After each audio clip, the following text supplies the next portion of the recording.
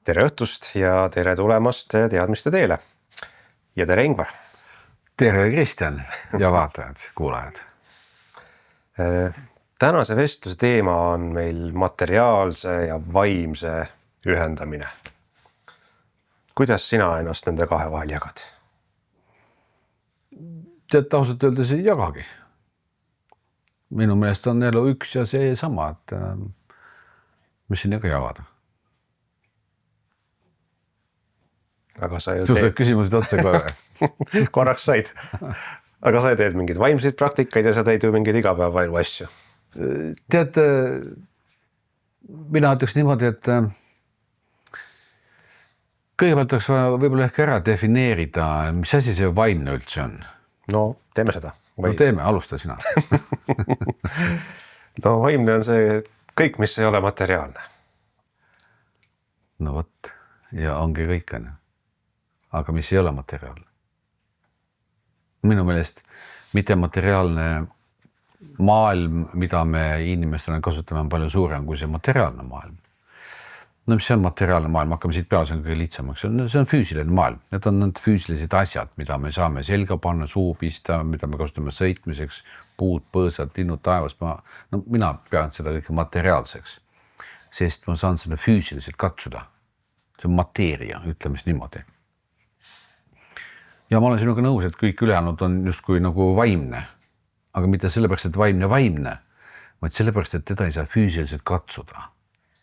No kuidas ma saan näiteks võtta füüsiliselt kätte mõnda enda mõtet, ettekujutlust või emotsiooni? No võtan ja siis niimoodi arvutan, toon sulle silme ette, et vaata, mis ettekujutlus on. Ma ei saa seda teha, sest see ei ole minu meelest füüsiline. Aga ta saaks mingite füüsiliste masinatega mõõta, mingid ajulaineid ja energiaid. Mõõta saab, jah, ilmselt. Aga kui sa vaatad nende masinate tundlikkust näiteks, jah, siis nende tundlikkus on niimoodi timmitud, et nad nii-öelda, kuidas ma ütlen, nagu tajuvad, ei ole siin õige sõna, eks ole, inimese puhul saab öelda taju, aga nad on niimoodi konstrueeritud meie enda erinevate vastuvõtjate näitel tegelikult. No meil on ju 5 tunnetusvahendit, mis on ka ju võtad vastu informatsiooni. Ja nad on niimoodi ehitatud, et toimuks mingisugune muutus vastuvõtjas, mis siis edastatakse siis seadmesse, mis loeb selle maha, eks ole.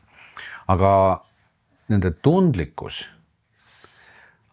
on siis selline, mis registreerib ühelt poolt justkui füüsilisi muutusi, aga teiselt poolt justkui mitte füüsilisi. No see on natuke nagu jama võib-olla, mida ma ajan, eks ole, kui vaadata teaduslikust aspektist. Aga samas näiteks, kui inimene mõtleb enda peas mingeid mõtteid, siis sealteldis loeb ajus toimuvaid muutuseid. No mingisugused lainid, eks ole. Kui inimene on emotsionaalne, no võib-olla muutub füüsilise keha elektriline takistus. Kasvab või kahaneb näiteks, võib-olla. Seda saab mõõta, sest tegemist on elektriga. Aga see emotsioon, mida inimene tunneb, ei ole see elekter. See mõte, mida teadlane mõõdab impulsina või siis aju aktiivsusena, ei ole mõte. Kuigi tänapäeval juba räägitakse, et suudetakse ka tõlgendada ka mõtet. Aga seal on üks nüanss, ma ei tea küll täpselt, kuidas see käib, aga ma eeldan seda, et siin on viidud kokku 2 asja. Et see, millest inimene mõtleb, selle impulsiga, ehk need on nagu kokku viidud. Et see impulss tähendab seda mõtet, see impulss tähendab seda, eks see nagu ära õpitud või õpetatud selline seos. Aga ilma seost õppimata, ma kujutan ette, et ükski impulss ei too välja seda, mida ma mõtlen. Nii et sellest lähtuvalt, võiks võib-olla öelda niimoodi, et me suudame küll teatud viisil mõõta nähtamatud asju, aga mis need asjad tegelikult on vahest veel keeruline öelda. No me saame mõõta erinevad kirgusid, see on, mida meie silmaga ei näe, eks ole, aga seadmetega saame registreerida. On nad nüüd vaimsed või füüsilised. Katsuda ei saa, eks ole. Aga me ei tea tegelikult, kas see impulss, mida me mõõdame, kas see tegelikult on, võib-olla on ka kellegi mõte või kellegi hingus või raske on öelda, mis see võiks olla, eks ole. et ta ei ole lihtsalt ainult füüsikaline parameeter, vaid seal on ka selline allikas, nii-öelda vaimne allikas, mille tegevus toodab füüsiliselt mõõdetavaid parameetreid.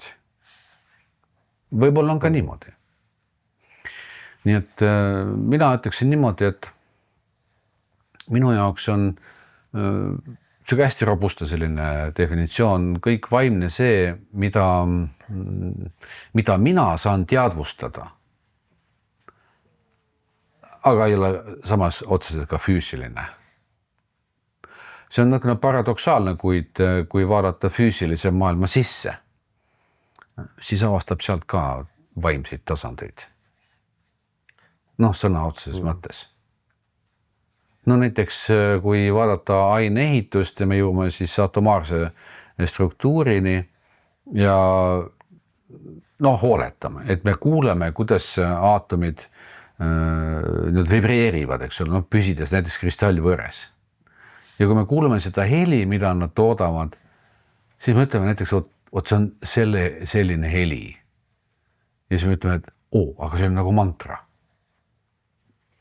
No võta nüüd kinni, eks ole, kas ta nüüd on siis mingisugune sagedus, mida me saame mõõta võib-olla, või toodab heli hoopis seda sagedust, mida me saame mõõta. Kumbest nüüd nagu vaimne on? No raske on öelda, eks ole. Ja. Kuigi joogateaduses öeldakse seda, et heli on enne nähtuseid. No vot. Teadus vist, ma ei ole ka ekspert, aga tundub ka, et läheb selles suunas, et mida väiksemale skaalale viia, siis lõpuks ei jäägi muud järele kui just seesama võnkumine või heli, eks ole. Või? Jah, kvantsupp, eks ole. Aga kuidas sa seda kvantsupi mõõdad, see on teoreetiline, keegi ei pole näinud seda. Aga mis see supp on? Aga võib-olla see on mingi elusorganism näiteks. Võib-olla. Sest iidsetes teadmistes räägitakse, et on ju kõige olemasolu algus, mis on elav. Nii et minu meelest, kui sellise pilguga vaadata, lubada endal vaadata sellise pilguga, siis vaimsust leiab minu meelest igalt poolt, kõikjalt. Aga tava mõttes vaimsus, ilmselt on mingisugused vaimu asjad, sellised nägemused, ettekujutlused, mingid erilised tunnetused, võib-olla vaimuinimesed öeldakse tavaliselt ka need, kes on hästi intellektuaalsed, mõtlevad välja midagi, oskavad hästi kirjutada, välja tuua. See on, minu arust on kaunis segane see vaimne teema üldse. Mina ütleks niimoodi, et kui ma näiteks kasutan teadlikult oma teadvust, siis joogateaduses on teadvus mitte midagi, ei miskit. Ja öeldakse, et see on kõige puhtam olemasolu. Ehk siis see on see, kuhu tegelikult kõik peaksid jõudma ja sinna jääma, võtma selle primaarselt kasutus selle vanade õpetuste järgi ja saama niimoodi siis vabastuse karmast või siis nirvana saavutama, ükskõik kuidas seda nimetatakse, eks ole. Igal juhul see on see oluline asi, ütleme siis, vaimne asi, mida peetakse kõige kõrgemaks inimese saavutuseks, kui ta saavutab selle püsivalt. Kui mina kasutan teadust, ma tean, et ma kasutan seda. See tähendab, olen sellest teadlik. Sest minu jaoks ei ole ma teadlik ainult teadvusest, vaid olen ka mõtetest teadlik ja olen ka emotsioonidest teadlik ja sellest, mida ma kätega teen. Ma olen teadlik, ehk see teadlikkus on nagu igal hetkel olemas, ma ei muutu alateadvustatuks. Aga see on midagi väga konkreetset minu jaoks. Nii et selles mõttes see ei ole siuke nagu asi, et ma mõtlen välja selle, sest see on mõte, eks ole. Vaid see on tegelikkus. Ettekujutlused ja tegelikkus. Ja kõikidel inimestel on teadlikkus olemas. Selles mõttes ei saa öelda, et nad ei oleks vaimsed. Nad on kindlasti vaimsed, sest seda kohta nimetatakse vaimseks. Sest ta ei ole materiaalne. Sõna otseses mõttes, sest ta ei ole mitte midagi, just kui. Aga samas on kogu meie olemasolu nagu fundamentaalne alus, sest kui ei ole teadvust, ei ole ka meie jaoks mitte midagi muud olemas. Nii et võib-olla saab vaimsust ka sedapidi vaadata. Tänapäeval astronoomid vist ütlevad, et kui ma ei eksi, vähem kui 5% meie universumist on mingil kombel mõõdetav, vaadeldav, katsutav ja ülejäänu on siis lihtsalt nähtamatu miski. Ta saab mille olemasolu saab kuidagi kaudselt tuletada. Et kui inimese elu vaadata, kas see vaimse ja materiaalse osakaalu saab ka kuidagi jaotada, kumba on elus rohkem, kumba vähem? Tead, ma ütleks niimoodi,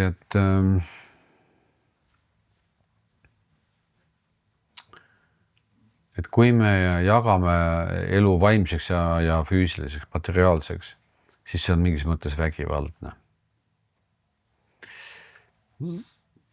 Kui vaataks pigem hoopis seda pidi, et elu on tervik. Ja iga inimene selles elus on indiviidina, ehk on esindatud isikuna. Mitte teiste paljude, vaid üksikuna. Kui selliselt vaadata, kas enda sisse natukene vaadata, kas see on nüüd jama või ei ole, mis ma räägin, siis võib avastada, et ma olengi indiviidina, sest ma ei koge, et teine on indiviid. Ma küll tean, et ta tahab neid asju, on ta vaja abistada, on vaja sellest, tolles ja see nõuab ja see on meeldiv, see on ebameeldiv. Nagu teised inimesed, aga kogemusest lähtuvalt ma ei tunne, et nad on ka selles maailmas isikud. Ma tunnen, et neil on mõtted ja kehakuju ja veel mingid meeldivad lõhnad või mitte ja nii edasi, eks ole. Aga isikuna ma tunnen ainult ennast siin. Ehk siit tekib selline suhe, et mina ja siis kogu see maailm. No see on, kui see nagu pärale jõua või selline vaade on vastu võetav kas või eksperimentaalselt, siis tegelikult avaneb ikka tohutu suur pilt tegelikult. Ja ongi mina ja maailm. Ja see maailm ei ole mitte väikene seespool, vaid nagu ka lõputu füüsiline maailm. Ja kui ma siis vaatan seda füüsilist maailma, siis ma saan tõepoolest seda katsuda, eks ole, aga kas see on see põhjus, miks ma ütlen, et ta on füüsiline? Kas see on ainukene põhjus? Keeruline öelda, eks ole. Ja kust ma üldse tean, et ta on füüsiline maailm? Äkki ta on kuki-muki maailm, nagu selles mõttes. Füüsiline tuleb ilmselt sõnast füüsika ja füüsikus ja nii edasi, eks ole, ma ei tea, mis see tähendab, mateeriat äkki võib olla võib-olla kreeka keeles või midagi taolist, ma võin eksida siin, aga minu meelest selles tervikus olev mina, kes siis tegutseb selles maailmas, kasutab nii sisemisi teistele nähtamatuid impulsse, tendentse, mõtteid, emotsioone näiteks, igasuguseid soove, tahtmiseid, selleks, et teha midagi siin füüsilises maailmas. Kui mul ei oleks mitte ühtegi mõtete ja emotsiooni siin sees, kust tekivad ajendid selles maailmas tegutsemiseks? Võib-olla nälg, janu võib-olla seksuaalne vajadus nagu tavaliselt, mis viivad elu edasi, eks ole, et ka siis need jõud. Aga need on ka sellised, justkui nagu vaimsed. Sest nad on, aga neid pole näha. Ma tunnen ja võin öelda ka, et jah, mul on olemas seal maos on vastavad andurid, mis annavad impulsse, eks ole, edasi ja nii edasi ja need siis reguleerivad. Aga kui ma vaatan niimoodi lihtsalt ja kujutan ette, et need impulssi ka näiteks ei ole, mida ma siis teen siin maailmas? Ehk kust ma leian need ajendid maailmas tegutsemiseks? Aga ajendid on igasuguseid, eks ole. Ja need ajendid on ju enamasti sellised, mis tulevad seest poolt kõik, et meie enda seest. Ja samas on suunatud siis selle nõnda nimetatud materiaalse maailma suunas, selleks, et saaks teostada neid impulsse. Sest kui ma näiteks tahan tunda ennast hästi, siis selleks on vaja ainult ühte emotsiooni. Ja oletame, et selle emotsiooni nimi on hea enesetunne. Aga meil on tingimused. Meie ise teame, et meie tingimused on sellised, kus näiteks ma pean selle asja ära ostma ja alles siis ma tunnen ennast hästi. Või pean selle asja ära tegema ja siis tunnen ennast hästi, et enne ei saa. Ja kui niimoodi laiemalt vaadata, siis kõik need meile olulised väärtused, nad on kõik seotud ju mingi tundmisega, näiteks see enese hästi tundmine või siis uhkus või näiteks jõud, mul on vägev, eks ole, tegelikult minu alluvad ja mina olen siin peremees ja või siis vastupidi mingi meeldivus ja kiitus ja kõik sellised asjad, eks nad on kõik teatud väärtused. Aga neid väärtused saame me füüsilisest maailmast. Ja kuskilt mujalt väga nagu ei saagi, eks ole.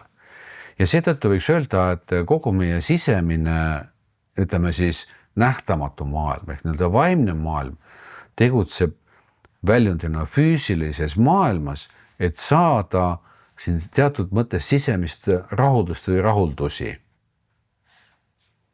Aga ilma füüsilise maailmata ei ole võimalik seda teha ju. Nii et füüsiline maailm selles valguses on abiline. Mina võiks öelda niimoodi, et ta aitab meil realiseerida meie enda väärtuseid või puuduseid või tahtmiseid või mis iganes meil siin sees kerkivad, eks ole. Ja ses mõttes võiks öelda, et füüsiline maailm ei ole mitte primaarne, vaid sekundaarne, teisejärguline, oluline, aga mitte juhtivas rollis.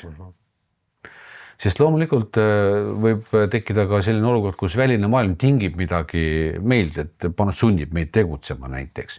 Näiteks auto tuleb, eks ole, saad ülekäigu rajale, ta ei näe ja sa pead eest ära hüppama. No ikka võib olla sellised olukordi ka, eks ole. Aga sellised sündmused ei ole ju nagu totaalselt meie elus. Nad on nüüd mõned üksikud, eks ole. Nii et peamine juht on ikkagi siin sees. Juhtjõud. Nii et ja aineehitusest me rääkisime, eks ole, et kui me jõuame sügavamale tasandile, siis seal ei eksisteeri üldse füüsilist maailma, nii nagu me tunneme seda. Kas või subatomaarsel tasandil või kvanttasandil seda maailma ei eksisteeri üldse sellisena.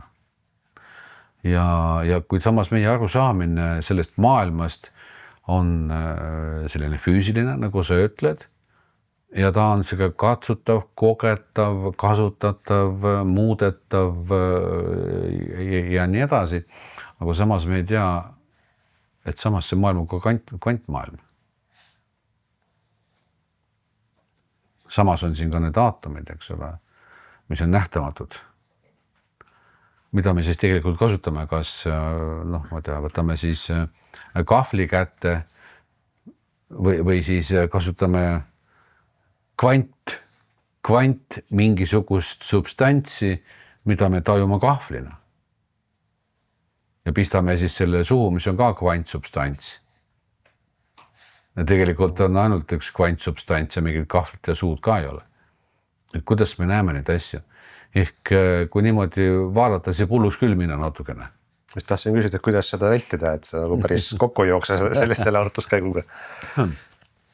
Siin võib tõesti kokku joosta, sest siin lähevad just need erinevad sügavused või mõõtmed võivad segi minna oma vahel. Aga selleks, et nad segi ei läheks, selleks on meil olemas meie 5 tunnetusvahendit, mis on häälestatud just nendele nähtustele, mida me nimetame näiteks füüsiliseks maailmaks. Sest kvantmaailm on küll teoreetiline, kuid inimese võimekusel ei ole piire. Ja ta võib ka kvantmaailma tajuda, mitte küll füüsiliste tunnetusvahenditega, pigem oma teadvusega.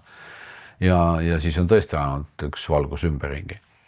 Nii et kui me oleme keskendunud oma tunnetusvahenditele, või meelel, nagu öeldakse, siis nad on häälestatud just füüsilise maailma nägemisele ja kogemisele. Võib-olla siit tuleb siis see veendumus, et füüsiline maailm on siis see primaarne ja ülejäänud on siis ettekujutus või ma ei tea, kuidas seda nimetatakse.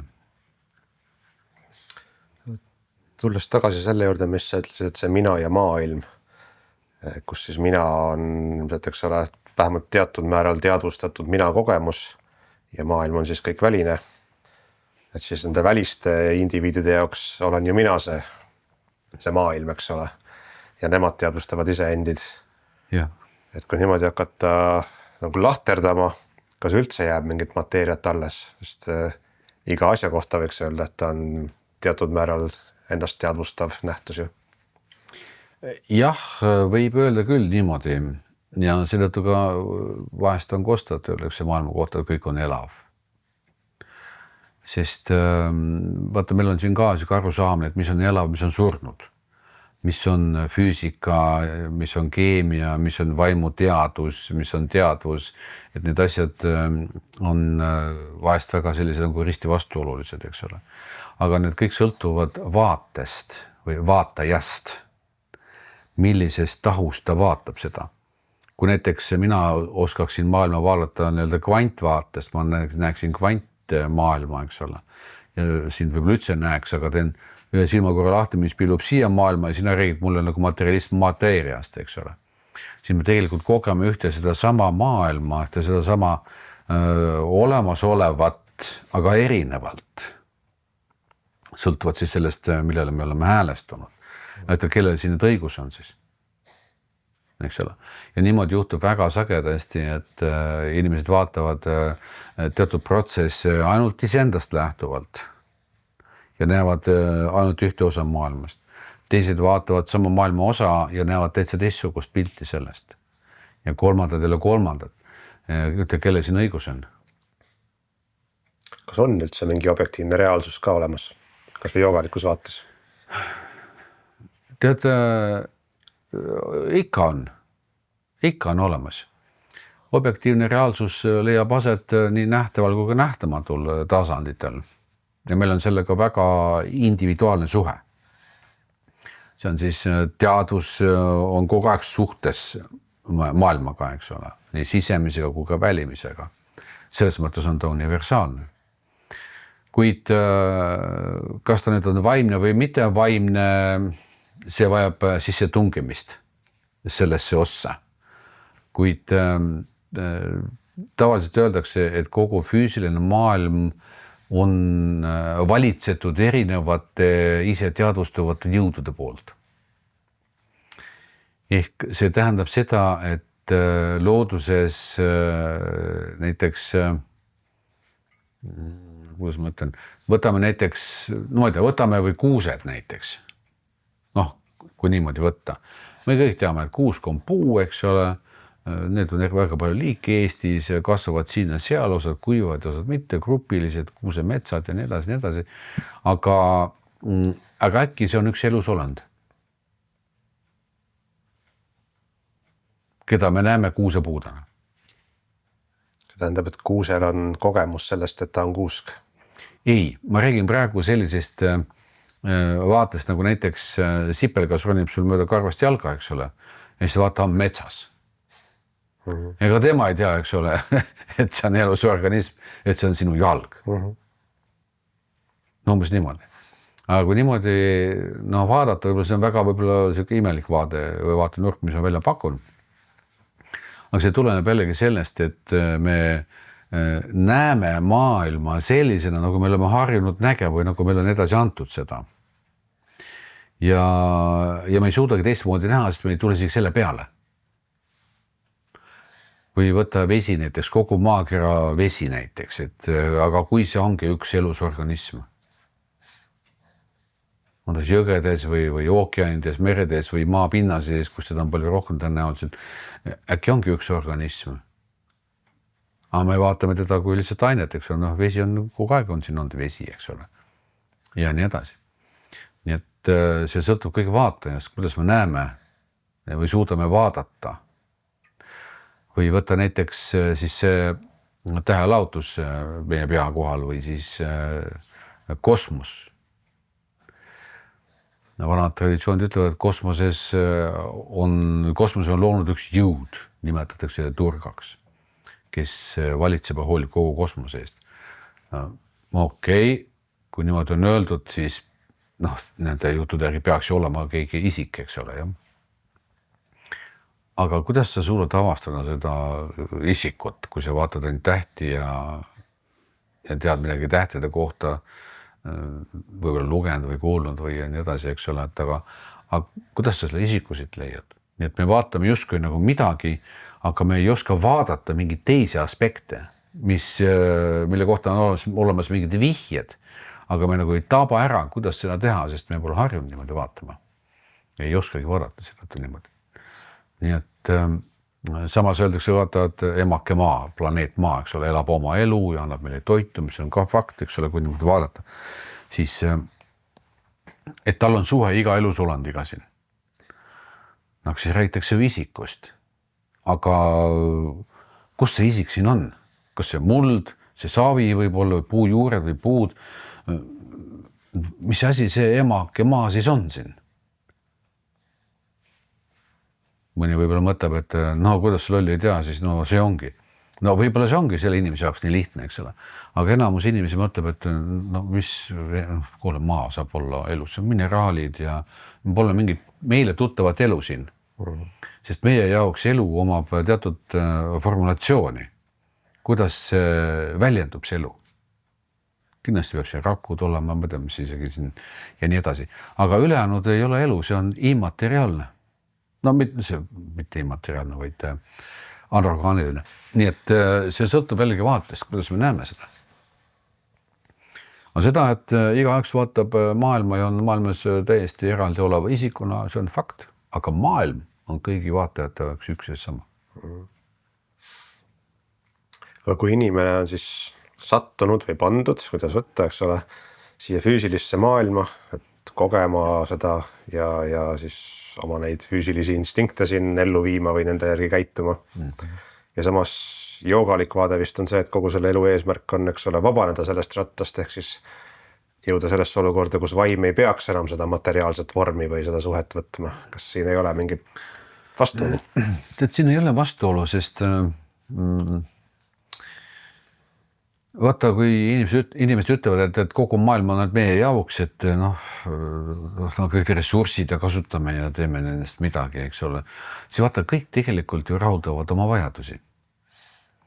Kas siis, ma ei tea, tehase omanik ühel viisil, eks ole, mingi osanik teisel viisil, tööline omal viisil ja nii edasi, eks ole. Või siis, ma ei tea, rohelise mõttelaadiga inimene, looduse kaitse, tema mõtleb omal viisil, eks, kõik mõtlevad omal viisil. Joogalikust aspektist vaadates on fakt see, et me oleme siin maailmas. Me oleme. Mina olen indiviidina selles maailmas. Ja kui ma küsin enda käest, et mida ma siin teen, siis ma võin avastada vähemalt 2 asja. Üks asi, mida ma saan avastada, on see, et mul on sisemist impulsid. Alates sealt füüsilistest impulsitest, ütleme nälg, janu ja külma tunne, kõik need tunded, eks ole. Pluss veel emotsioonid ja mõtted, mis tegelikult panevad mind tegutsema füüsilises maailmas. See on fakt. See puudutab kõik inimesi. Teine fakt, mis on tõenäoliselt ka ilmselge enamusele inimestest, on see, et selles maailmas tegutsedes ma saan tunda ennast 3 erineval viisil. Väga laisana, rojutatuna, apaatsena, no ma ei taha mitte midagi siit maailmast saadaks. Või teine, toimetan ja säran ringi, eks ole, et võimalikult rohkem teha, olla võimalikult efektiivne, ikka on see ka kiire, eks ole. Ja 3. variant on, kus ma suhtun sellesse maailmas nagu positiivselt. Inimestesse, selle hulgas tegevustesse, mida ma teen ja püüan nagu head kasutada. Miks ma nimetasin 3 asja, seepärast, et joogas nimetatakse neid guunadeks, 3 guunat. 3 guunat on siis sellised loodusjõud, mis praktiliselt hoiavad elusana kõik looduslikud protsessid. Need on siis tamaslikud, mis on sellised aeglustuvad või aeglaseks muutuvad protsessid, siis on kiirendavad protsessid ja siis on tasakaalus protsessid ehk satvalikud protsessid, mis annavad meile tasakaalu, heaolu tasakaalu, sellise rahulikkuse. kuid samas omakorda igal inimesel on selle 3 protsessiga personaalne suhe. No, ma saan aru näiteks, kui tuleb laiskust peale, ma saan aru, kui ma olen ärevaks, tuleb kiirus peale, ma saan aru, kui ma olen rahulik. Ja siin tekib küsimus, aga kes saab aru? See on keegi veel, kes saab aru sellest. See on veel 4. tegelane. See on see, mille kohta ma ütlen teadvustaja või mina. Ehk mina saan aru, et mul on need asjad, eks ole, peal, eks ole. Ja kui nüüd see mina tuleb siit välja ja mina hakkab vaatama siis elus toimuvaid protsesse, mis on siis selle 3 erineva moodi või siis no tea, kuuna siis ütleme nagu produktsioon, ma võin avastada selle tõe. Nimelt see tõede on selline, et elu käib üles alla. Ehk elus on halba ja on head. Igaüks teab seda. See on väga oluline tähelepanek. Miks ta on oluline? Mitte sellepärast, et nõustuda sellega või öelda, et elu ongi selline, vaid siit hakkab välja tulema üks teine võimalus, mida tavaliselt ilmselt ei vaadelda. Aga küsitakse küll, miks minu elu peab olema selline? Ma ju ei taha olla sellist elu, ma tahan hoopis sellist elu, paremat, eks ole. Ehk tegelikult siit on võimalik vaadata tendentsi, kus kõik inimesed tahavad minna paremuse poole. Nad tahavad ennast paremini tunda. Ükskõik neist need ka ei oleks. Ja nüüd toome sisse see uue vaate. Mina, siis need looduslikud protsessid, minu mõtted, emotsioonid ja välised tegevused, kõik seal sees, oma üles ja alla liikumistega, positiivsed, negatiivsed, mis nad nüüd minule nagu on? Kas nad on mind mõjutavad ja see on vältimatu või nad on siin selleks, et esitada mulle nii-öelda väljakutse või nad on siin selleks, et olla mulle abiks. Mulle kui teadvusele ehk mulle, kes paneb neid tähele. Ja võt siit hakkab jooga peale. Jooga ütleb seda, et maailm on siin ainult selleks, et sind aidata. Aga mitte kui mõttena või kui ego, kellel on seal mingid omad egoistlikud soovid, tahtmised nagu tavaliselt, vaid sind kui teadvust, mis on tegelikult oma olemuselt neutraalne. Ja kui sa kujutad ette, et sa oled siin üksinda ja siin ümber on tuhandeid erinevaid pakkujaid, kõik tahavad sulle võta seda, võta mind. Ja iga see võta mind on protsess. Milles see abi seisneb? Tänu selle, et need pakkujaid on nii palju, siis tekib segadus. Ja igaks juhuks võtaks kõiki järjest. Nagu on. Ja mis see tähendab võtaks järjest? Mõtleks seda mõtet koos selle emotsiooniga, siis tuleb siia suvaliselt sisse teine mõte ja kohe ma lülitan ümber teisele mõttele, teisele emotsioonile. Ehk toimub pidev selline ümber muutus, see ongi selline nende pakkujate kasutus. Joogas me teame seda, et sa ei pea kõiki pakkujaid vastu võtma. Vaid vabane esmalt nendest, mis on negatiivse mõjuga. Ära nende pakkumist vastu võta. Lihtsalt ära võta. Nad pakuvad, sest nende sees on selline nagu sisse kodeeritud mootor, mis on nagu tead see kusagil demonstratsioonil, käib hääletamine, käsi käib, mitte hääletama, käib skaneerimine, käsi käib automaatselt või hääl ütleb automaatselt Eesti järgi midagi. Neil on selline nagu vedru või mehhanism sees, nad ütlevad, võta mind, nad pakuvad. Aga kui sa ei võta vastu, siis nad ühelgi väsivad lihtsalt ära ja enam ei paku. Ja lõpptulemusena siis sa vabaned siis järk-järgult siis sellistest negatiivsetest pakkujatest. Nad vaibuvad ära lihtsalt.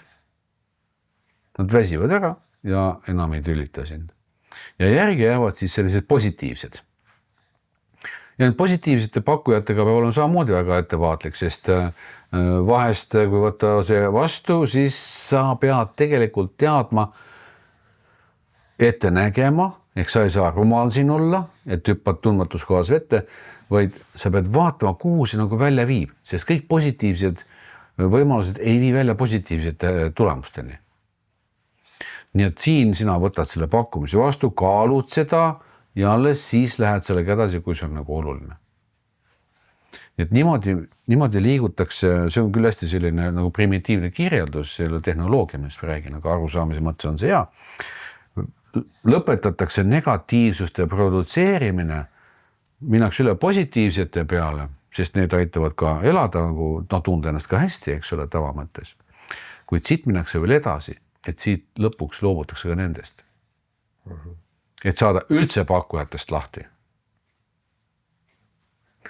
Sest pakkujad on siin ainult selleks, et sa saaksid realiseerida oma vajadused, siis aru saada, et need ei lõpe ära, sest nad on võimelised arenema igavikuliselt edasi, et seal sinu õnn ei peitu.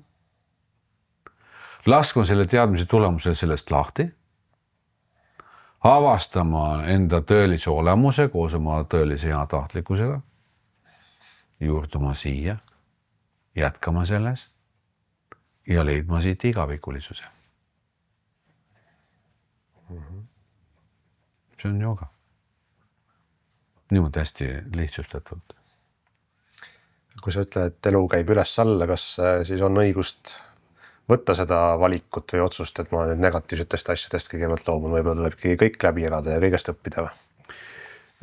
Tead, osad inimesed otsivad, kust see sai alguse, mingi jama, eks ole, vaatavad minevikku ja nii edasi ja tõepoolest mõtlevad, et äkki ma pean selle väljakutse vastu võtma ja ta läbi tegema seni, kuni ta on tehtud ja joogas öeldakse selle kohta, tead kuidas või?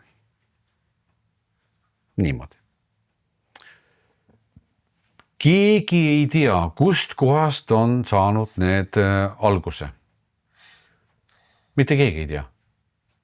Meil on tundub, et me teame. Ja mitte kunagi ei lõppe nad otsa, sest see on igane protsess.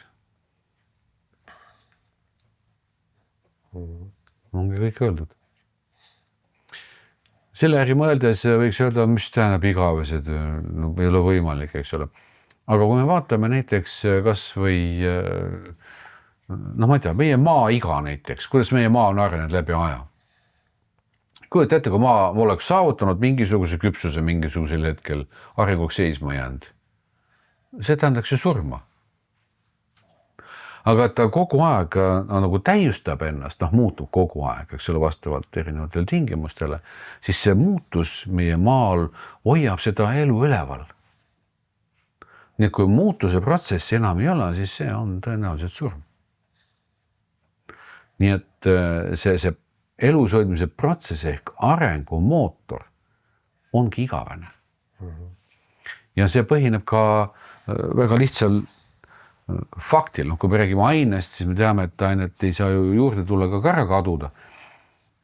Siis ju aine kogu aeg transformeerub. Kogu aeg tuleb muutus. See ei saagi otsa saada, sest aine ju tahab arengut saada, ta ei saa stagneeruda. Nii et ses mõttes ei tasu loota, et selle asjad on ära, need on kõik korras sellega, et seda enam elus ette ei tule. Ja nende ette tulevate asjadega on ka keeruline, sellepärast, et kui meile tundub, et ma tean küll, kust see jama alguse sai, eks ole, minu elus näiteks. Sellest perioodist. Aga me ei teadnud näiteks tollel ajal, et selline sündmus üldse tekib.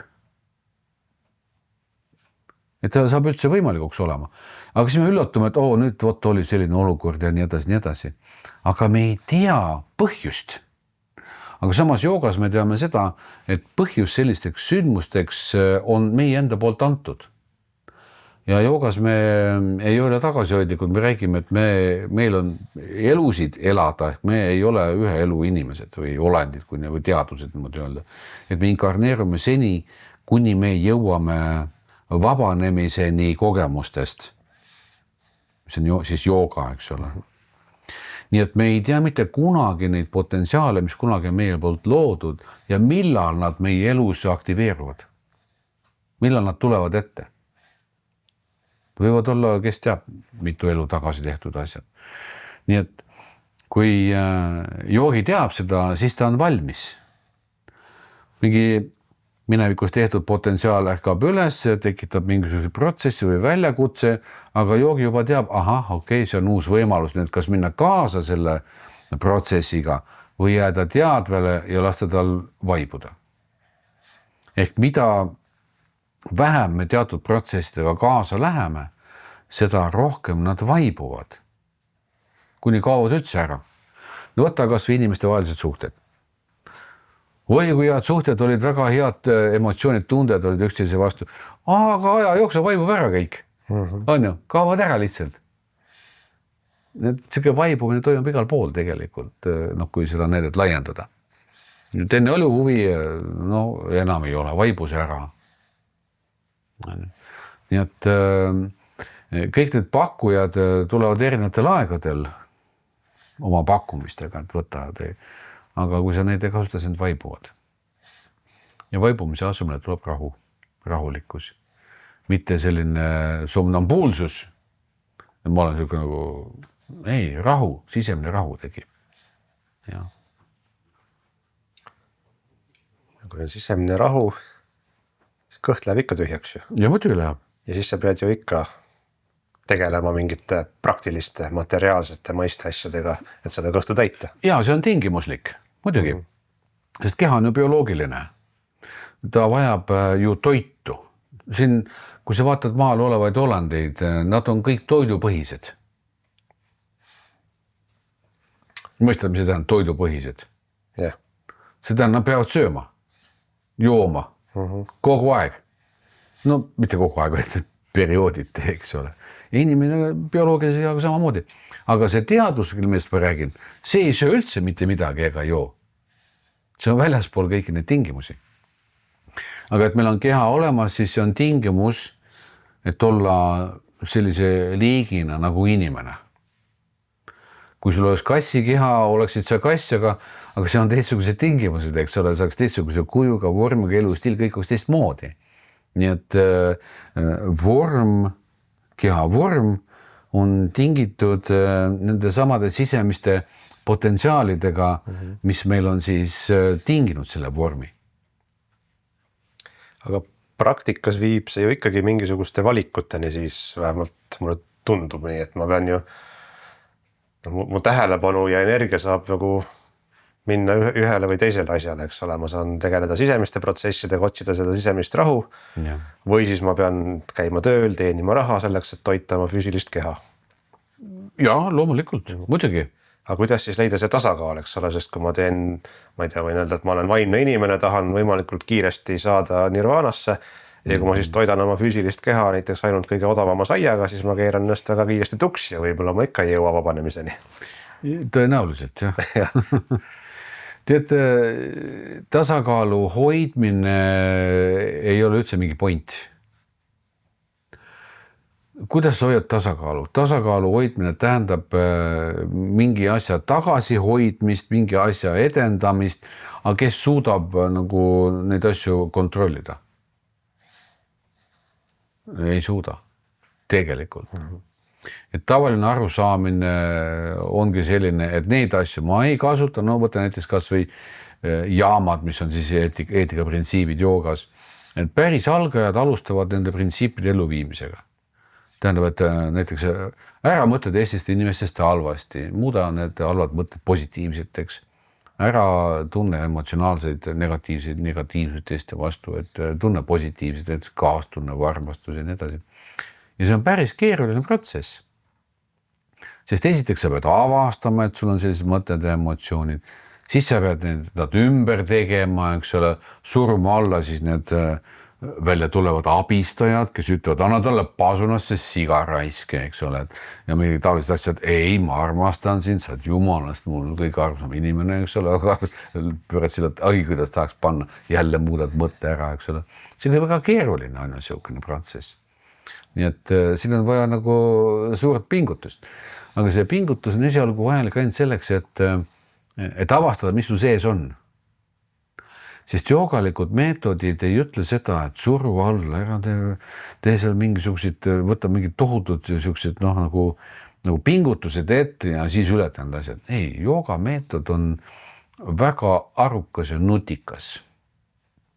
Ja need meetodid tulevad kasutusele siis, kui inimene on vähemalt avastanud oma nii-öelda selle haige, ütleme siis vaimsuse. Ja siis ta õpib ära need näiteks PC kursustel ja siis ta rakendab neid teadmiseid, mis ei vaja üldse nii suurt jõupingutust. Saab selgeks ja avastab nagu negatiivsest tuleb, nii vabastab ära ja saab jälle vabaks nendest pakkumistest, eks ole. Ja lõppude lõpuks saabki puhtaks või vabaks nendest. Nii et kui kõht on tühi, siis see tähendab seda, et bioloogiline keha vajab, eks ole, vajab toitaineid, mineraale ja kõike muud, eks ole, mida me teame, mis ta vajab, eks ole. Ja selleks, et toitu saada, vaja toitu hankida. On ju? Äge sõna, hankida. Ja selleks, et toitu hankida, peab sul olema oma kelder, kus on toiduained sees, oma põllumaa, kus sa võtad nad, või peab olema piisavalt raha selleks, et sa saaksid poest osta. Noh, kas või ained, millest teha neid süüa, eks ole. Ja siit tulevad järgmised tingimused. Selleks, et toitu saada, pead olema aiapidaja näiteks. Või minema kuhugi tööle, et saada raha, millest osta. Nii et ja siit see hargneb kõik edasi. Et tegemist on selliste protsessidega.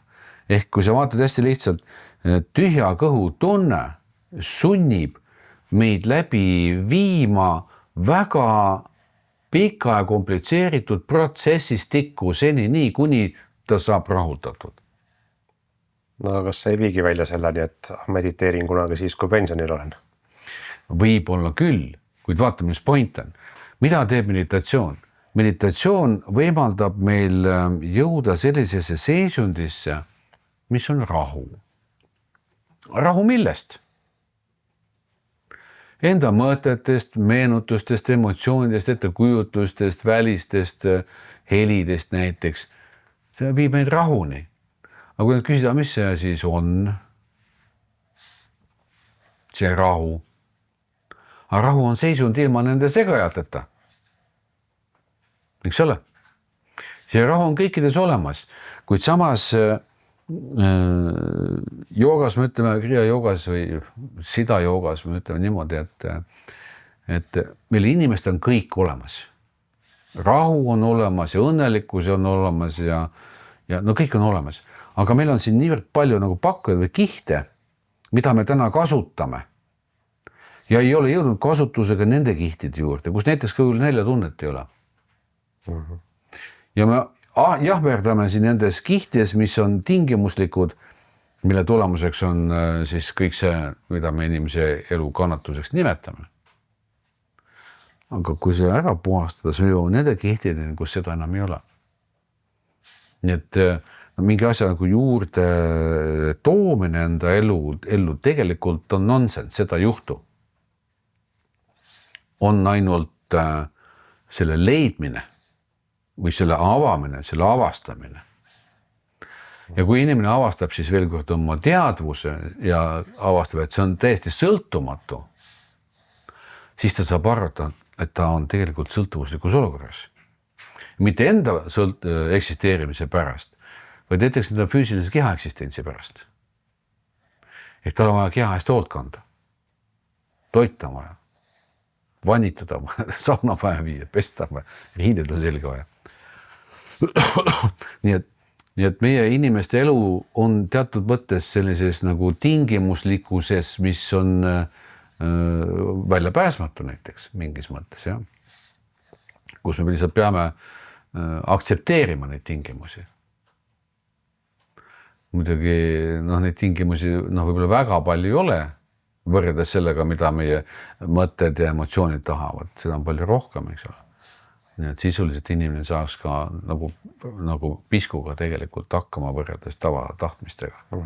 Nii et vaimsus selles valguses on väga oluline selgeks teha, mis asi see on, ehk kuidas käib meie elu juhtimine meie enda poolt, kuidas me oleme kaasatud teadvusena sellesse ja mida tähendab olla mitte kaasatud.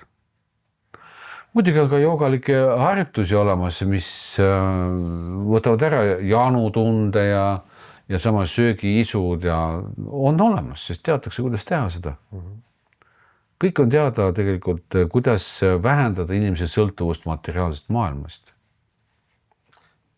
See on nii-öelda siis okei lähenemine, et ma saan aru, et jah, mõtetest ja emotsionaalsetest tinglikustest vabaneda, aga et füüsilistest ka, et samad näljad ja jänud ja et oma keha unarusse jätta, et kas see on... No ma toon sulle ühe näite.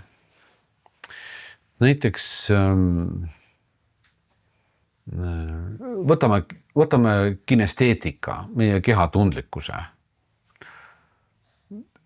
Nahk on väga võimas, õigemini retseptorid naha sees, mis on registreerivad näiteks temperatuuri languse või tõusu, eks ole, millele me siis reageerime siis kuidagi vastavalt on ju. Ajoogas me teame seda, et me võime nende retseptorite tundlikkust vähendada.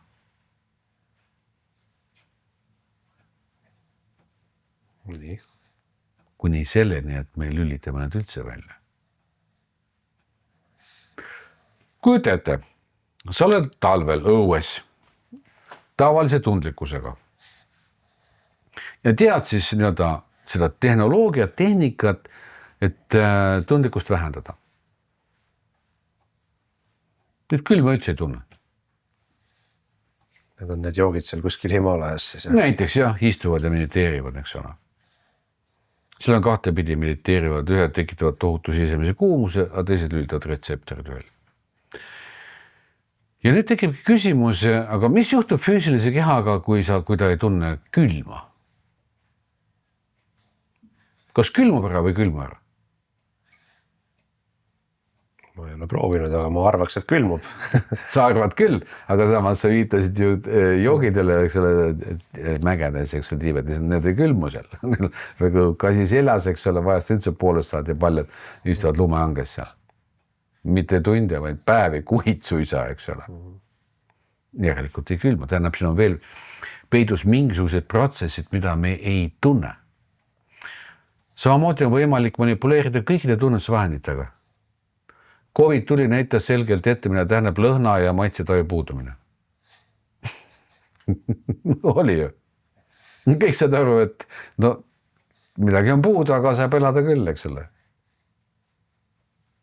No nii, et sidajooga on midagi väga-väga erilist. Ta tungib ka sellistele aladele näidates, et ka materiaalne, füüsiline keha näiteks on päris hästi korralikult manipuleeritav.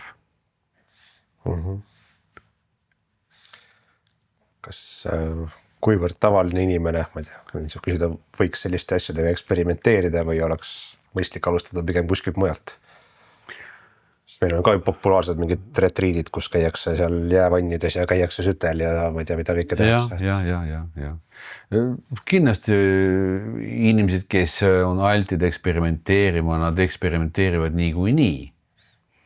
Aga vaata, on kaks erinevat asja, kas sa lähed, sest äge on ja teised tulevad ka ja ajendavad ka, eks lähme toile kõik koos ja teeme ära nii kihvt asi. Kas on see mingi kamba vaim selline, mis nagu tõstab, mina nüüd lähen teen ära, ma käisin nüüd ka, eks ole, käisin jäävannis, eks ole, seal koos teistega ja nüüd ma olen tegelane, eks ole. Et kas need on siis sellised emotsionaalsed põhjused? Või täitsa teine asi on, kui sa võtad ette teadusliku lähenemise, kus sa eksperimenteerid näiteks enda keha tundlikkusega ja lähed külma vette. Tulemused on täiesti teistsugused. Külmas vees istuvad mõlemad. Üks on lihtsalt kangelane peale seda või ei tulnud välja, eks ole, seekord kõht valutas ja nii edasi ei saanud minna, eks ole. Aga teine võtab seda kui meetodit ja rakendab seda meetodit ja arendab edasi igal pool, kus ta tahab. Näiteks. Täitsa erinevad eesmärgid. Need tulemused loomulikult. Talisuplus on meil peaaegu nagu rahvussport Eestis, aga ma ei tea ka, kas see on nüüd vaimse arengu põhjustel või sellepärast, et Instagram on populaarne. Tead, ma arvan, et esimene kord külma vette minna on kaunis selline väljakutsete rohke ikkagi.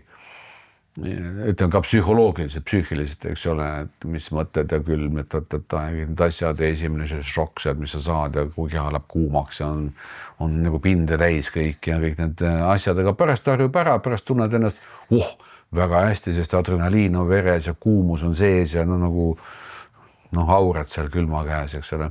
Ma olen üle aasta käinud külmas vees millegi ammu, et ma olen kursis sellega, mis seal toimub.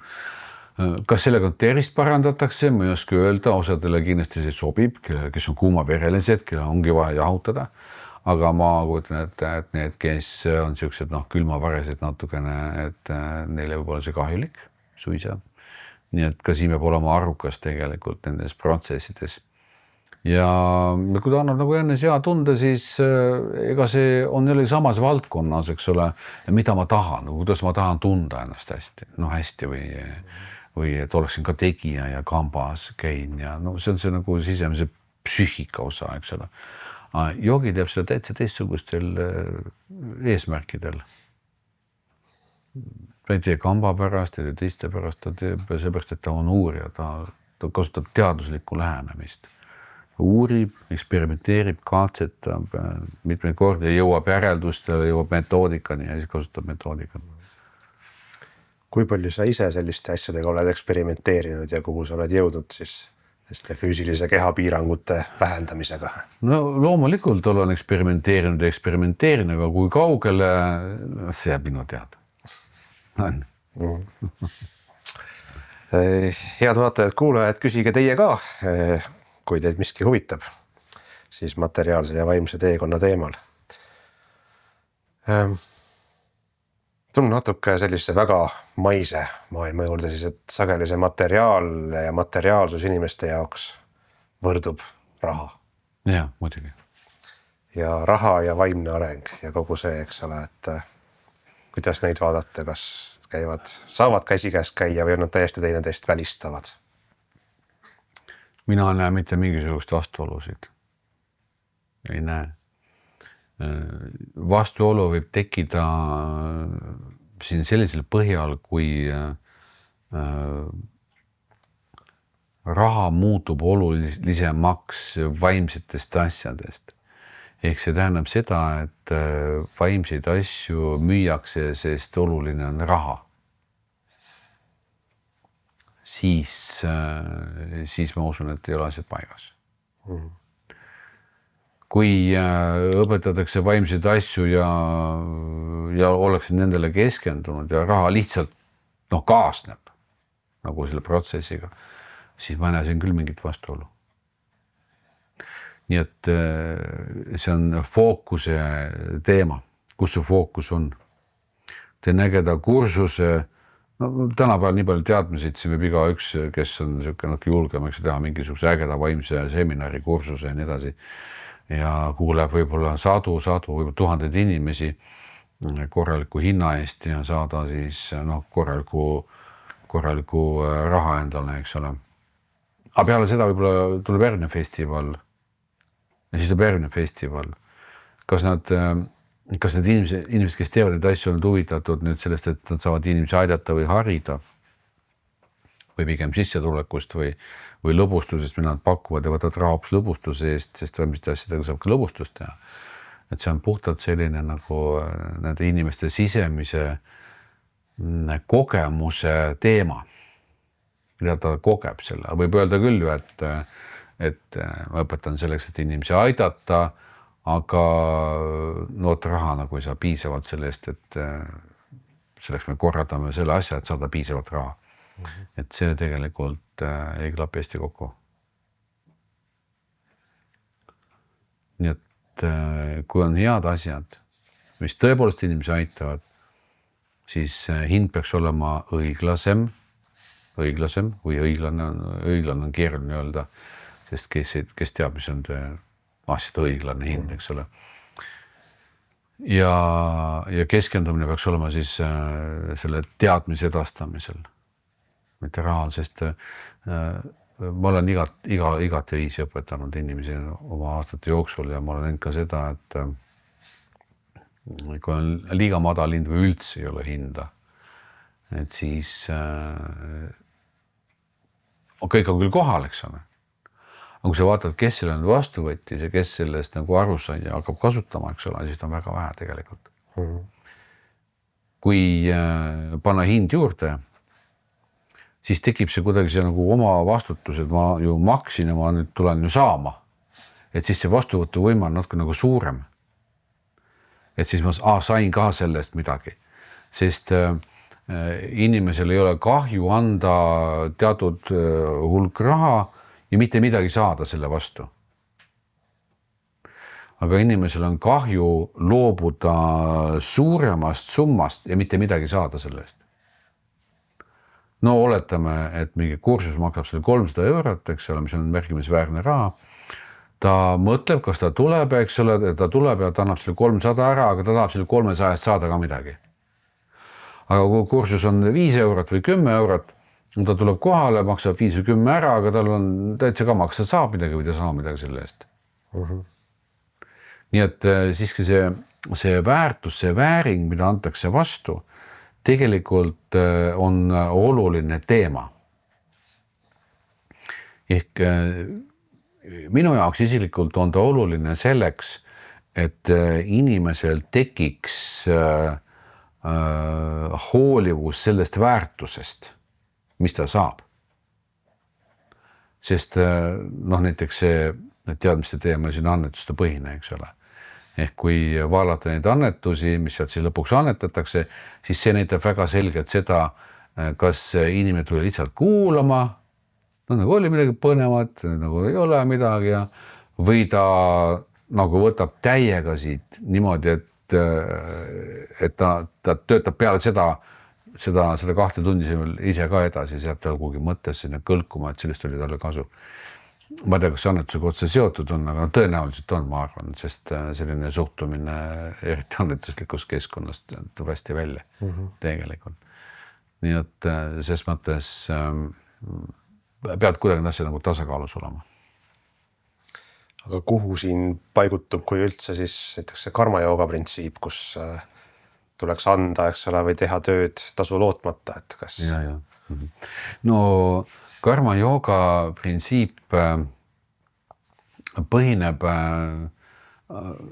arusaamisel, mis peaks olema siis selle inimese, kes tuleb karmajooga tegema, selle inimese peas peaks olema arusaamine, et näiteks ta on isekas. Et ta on isekas ja ta tahab vähendada oma isekust. No isekust tähendab mulle, kõik teevad mulle, eks ole, ja tagasi midagi ei anna, eks ole. No võib-olla selline äärmuslik näide lihtsalt. Ja siis ta saab aru, et selline isekus nagu võtmine, no kasvatabki seda egoismi siin niivõrd palju, et sellest ei ole nagu pääsu. Ja siis ta tahab nagu vähendada seda, nagu vähendada selle mõju enda elus. Ja siis ta on kuulnud, et ta on see ka karmajooga. Karmajooga siis tähendab sellist tegevust, kus siis inimene võtab endale mingisuguse asja teha ja teeb seda teiste jaoks tasu lootmata. Tasu lootmata tähendab seda, et ma isegi ei oota aitähi, sest see on ka tasu. Ma ei oota isegi aplausi, et ma tegin ära midagi, sest see on ka tasu. Ehk karmajooga saab aru, et tema kuhjunud elu mingisugune seisund või olek vajab vähendamist läbi tegevuse tegemist teistele, mille eest ei oodata absoluutselt mitte mingisugust tasu. Ei materiaalset, ei vaimset, mitte mingisugust. Ja selle tegevuse käigus, kui ta on selles protsessis, ta teab seda, et ta annab läbi tegevuse ära ehk vähendab. Ja see ongi karmajooga. Ehk ta vähendab enda sees olevaid kogutud mentaliteeti või kogutud selliseid seisukohti või vaateid elule. Ta vähendab neid. Näiteks paljud inimesed on ju sellise seisukohal, et mina teen asju enda jaoks ja oma pere jaoks. Kaunis suletud süsteem, eks ole. Teiste jaoks ainult raha eest näiteks. kui nad saavad aru, et see on väga selline nagu kasvatanud nad nagu väga selliseks kitsavaateliseks, mis loob ju vastavad suhted, eks ole, no kogu ülejäänud maailmaga. Ja tahavad sellest lahti saada, siis näiteks lähevad kellelegi appi ja lihtsalt aitavad neil neid asju teha. Ehk nagu laiendavad oma tegevusi väljapoole. Ja selle võrra siis saavad ka kergendust sellest sisemisest pingest. Näiteks osad inimesed, kes teenivad palju raha, ju annavad osa raha tagasi ühiskonda, eks ole. Noh, küll hea tegevusena tavaliselt, aga seal on ka mõte sees, sest läbi hea tegevuse nad saavad sealt ringipidi ikkagi omale raha tagasi, eks ole. Nii et see on ka väga puhas. Aga kui selline toetamine on puhas, ehk ma tõesti toetan, ma näen, et see on hea asi, ma ei taha mitte midagi vastu. Ära isegi maini mu nime kusagil. Näiteks. Vot see on tagasiandmine. Puhas tagasiandmine. Aga kui sul on mingi muu mõte taga, et siis ma võib-olla kunagi ja tead need miks asjad, see ei ole päris puhas selline teema.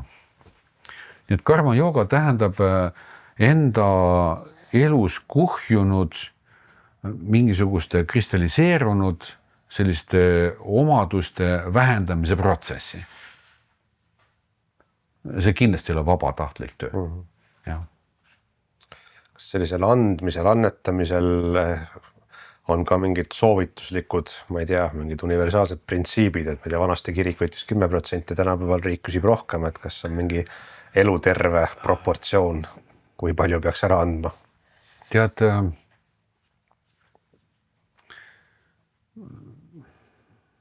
jah, tõepoolest vanasti räägiti külmisest ja nii edasi, eks ole, et praegu see tõesti palju rohkem tuleb mujalt muude maksudena nagu juurdegi, eks ole veel, aga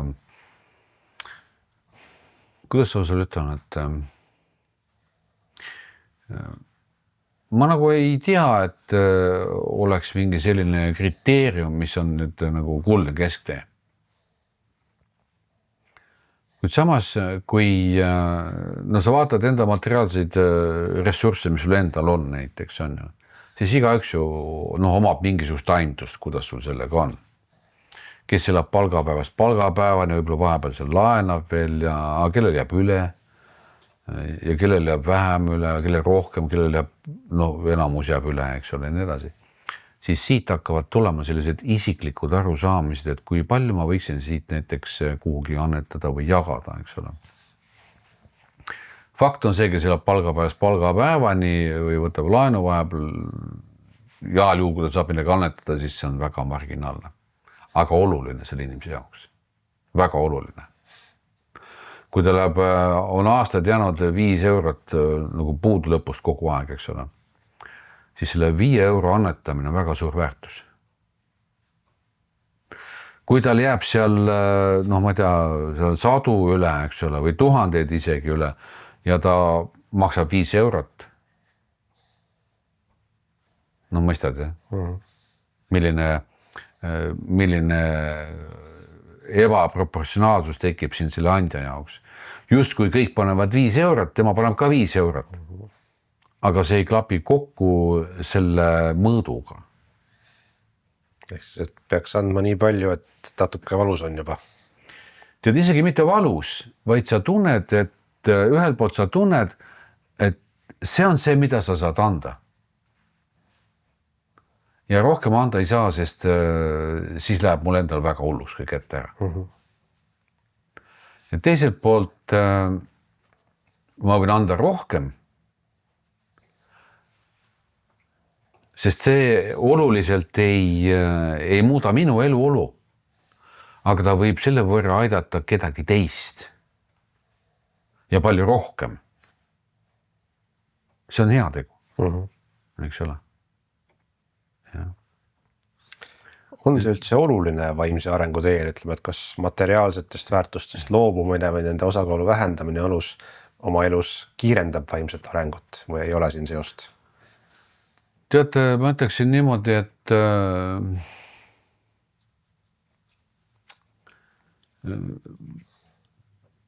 tänu sellele, et meie maailmas on toimunud globaliseerumine. no sa ei pea enam oma aiamaad pidama, lähed ostad poes kõik asjad, eks ole, kõik on tsentraliseeritud, globaalseks läinud. Siis raha olemasolu tahes-tahtmata peab olema. Et need, kes elavad ainult oma aiamaa peal täna ja 4 kuul siis peavad ikka poodi minema, siis see ei ole enam tänapäeva elustiili osa. Kuigi sükst inimesi on loomulikult, ega ma ei ütle, et nad on halvad või head, see lihtsalt on niimoodi. Siis peaks ikkagi arvestama sellega, et raha ikkagi on oluline. Kui palju raha on oluline, seda saab igaüks ise vaadata läbi selle, mida ta vajab oma elus. Aga see on jällegi väga keeruline vaade, sellepärast, et osadel on tahtmised suuremad kui võimalused. Ja vaadata niimoodi kainelt oma elu, mida siis mul vaja või kui suured ressursid peavad olema, on raske, väga raske. Sest need tahtmised tulevad kogu aeg juurde siia. Kuid kui ikkagi vaadata läbi sellise optimaalse võib-olla prisma, eks ole, ma usun, et see on kasulik. Ja ma arvan, et paljud inimesed, kes on näiteks jäänud hea palgaga tööst ilma näiteks ja on pisku peale, väiksem palga peale ja avastavad, tegelikult lõpuks saab hakkama küll, et polegi nii palju vaja. Ja sealt nad leiavad optimumi läbi siis selliste protsesside. Ja kõik, mis sealt hiljem siis juurde tuleb, sest inimesed paranevad, nagu öeldakse, nendest vigadest, eks ole, mis on siis korrektsioonid, mida elu on sisse toonud, siis nad avastavad, neil jääb raha üle lihtsalt. Ja siis nad aitavad tavaliselt kedagi. Sest kui sa oled sellises keerulises olukorras olnud ja optimeerimine peale sunnitud sulle, sa ärgud ära sellega. Sa saad aru, et sul pole seda vaja, toda pole vaja ja seda ka pole vaja, sest see heaolu tunne, mis selle asja ostmisest tekib, on väga lühiajaline ja pole mõtet ja nii edasi, nii edasi. Et sealt tekkivad nagu mingid selgused, eks ole. Ja kui nüüd tuua siia vaimsus juurde, siis minu meelest saab seda vaadata nagu vaimsuse osa. Ehk su silmad lähevad lahti, ehk sa hakkad aru saama, vähendad enda kulutusi ja sa pead loobuma. Sa pead loobuma mingisugustest emotsioonidest, mis tingivad siis seal mingisugused soovid ja vajadused ja nii edasi, aga ilma milleta saab ka. Ja selle protsessi nimetatakse joogas tapas. See on nagu kasinuse periood, kasinus, sa hoiad kasinust. Ja kasinuse kaudu õpid aru saama, mis on nii-öelda priiskamine või nagu üleküllus. Aga kasinus omakorda viib nende pakkujate, vaata, millest ma alguses rääkisin, eks ole, kõik võtta seda, nende vähendamisele, mis on puhtalt joogalik printsiip. Ja.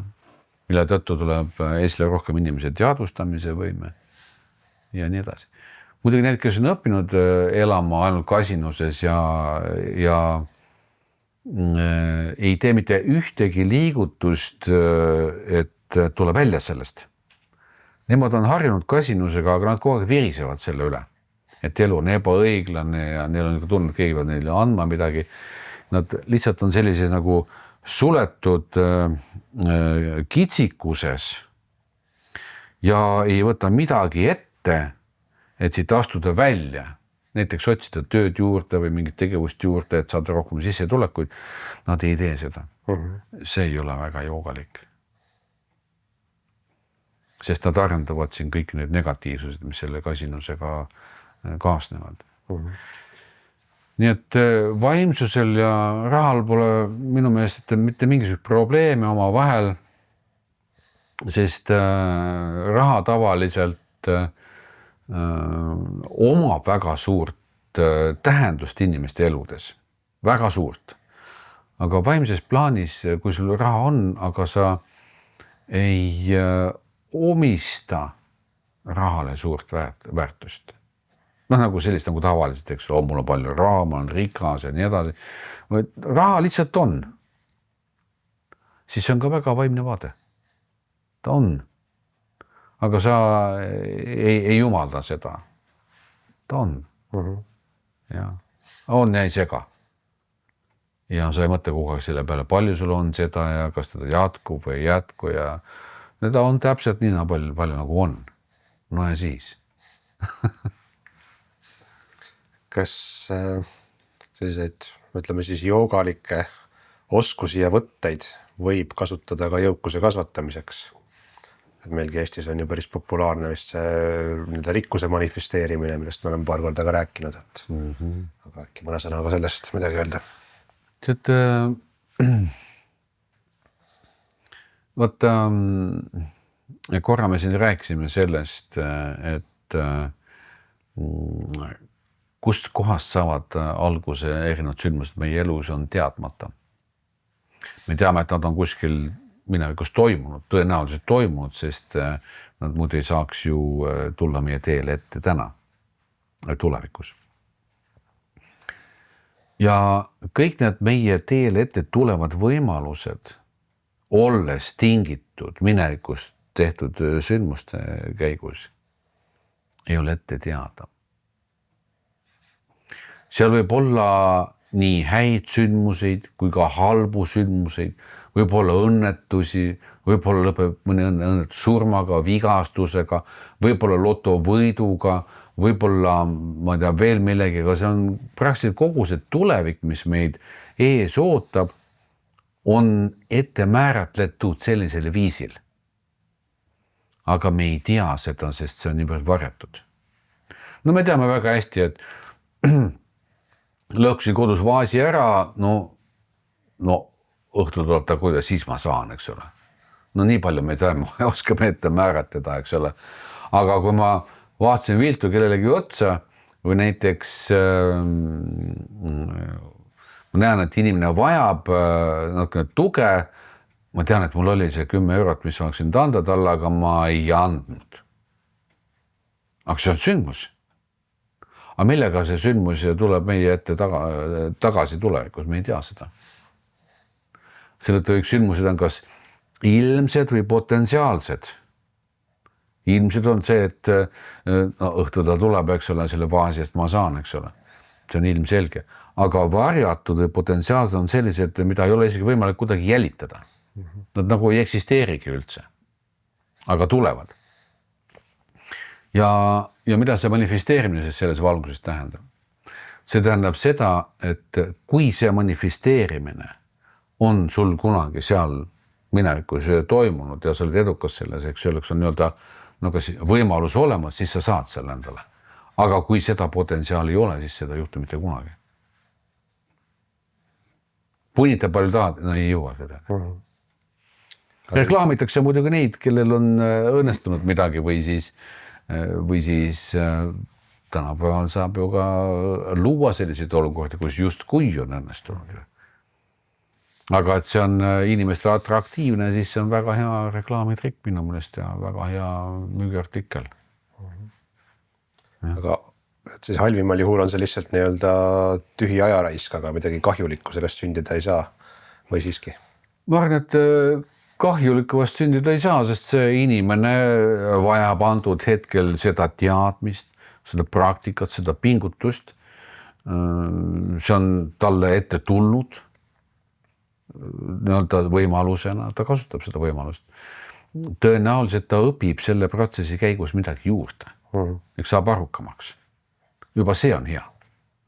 Nii et kui vaadata selliseid ühiskonnas levivad laineid, kui midagi muutub popiks näiteks, siis me siit poolt vaatame, et keegi on reklaami teinud ja kuidagi läheb peale aga joogalikus plaanis me näeme hoopis midagi muud.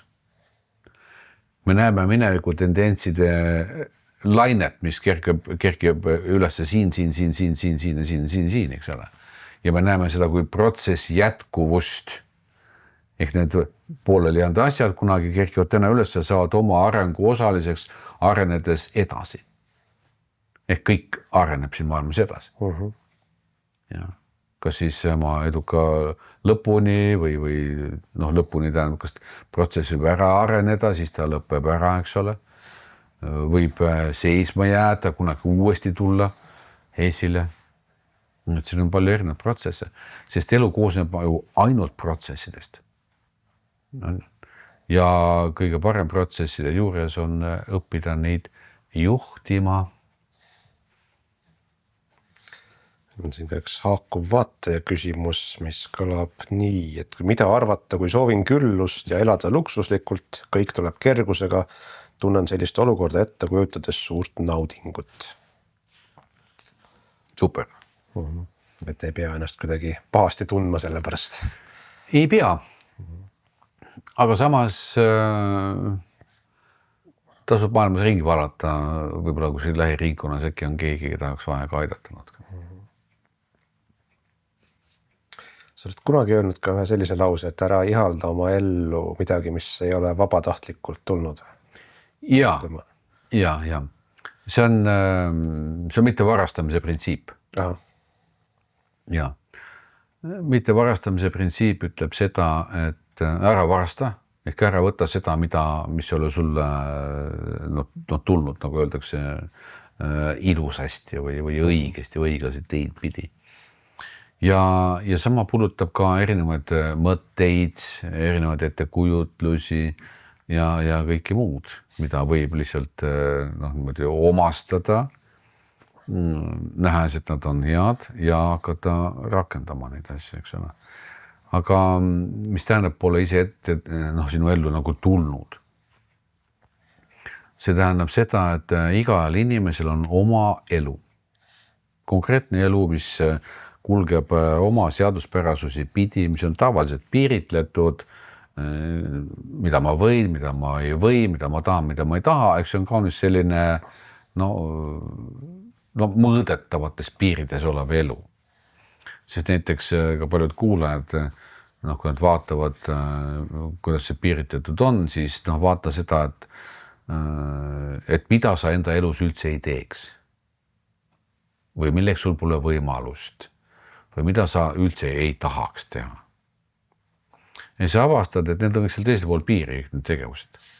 Aga kõik need tegevused, mida sa täna teed, võib-olla meeldiva või ebameeldiva suhtumisega, need on sinu piiride sees siin kõik. Nii et siit saab need piire nagu tõmmata kokku. Või paika panna. Ja kui sellist elu siis elada, siis ikka vaata kiikad, mis see naabril on, eks ole, üle aia. Ja kui sul endal seda elus ei ole, siis tahaks ju seda, ka seda. Ma ei tea, mis ta siis on seal, eks ole. Ja siis äkki varastaks ära. See naabri õuest näiteks või kuskilt mujalt, eks ole. Omastaks ta, võtaks mujalt kuskilt. See on see omastamine. See võib olla, mitte ainult võib-olla moroniiduk näiteks, vaid ka mingi mõte või idee ja mingid taolist asjad. Kui näiteks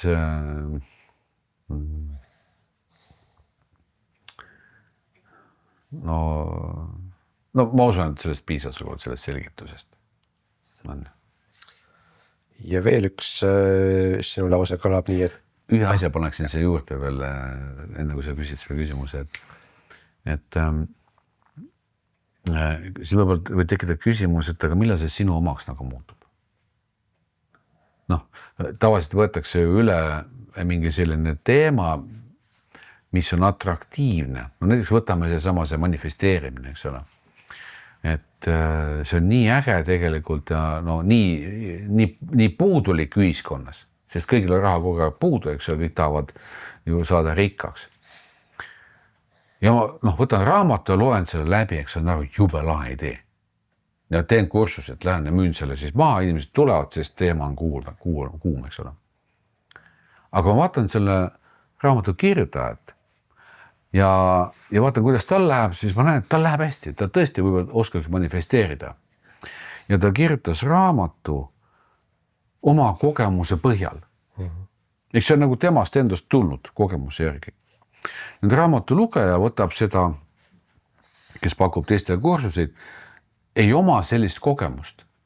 Ta omab inspiratsiooni, eks ta tunnet, et see on kõik äge, aga ta ei ole läinud nii sügavale sellesse kogemusse, et saada ja öelda, kuule, mul on ka niimoodi, see on see asi, et see ei ole integreerunud tema sisse.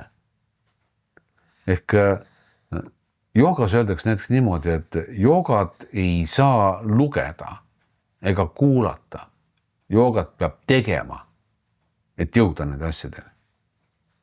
Nii et kui inimene siis loob vaimsed kursused, mida ta on lugenud, aga ei ole kogenud, siis see on varastamine. See on fake.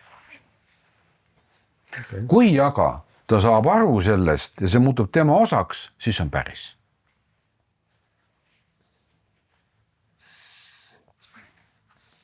Mida ma veel ütlen tulen? Oled öelnud, et materiaalne elu on vaimse elu tulemus. Absoluutselt. Absoluutselt. Vaata, me enne rääkisime sellest, eks ole, et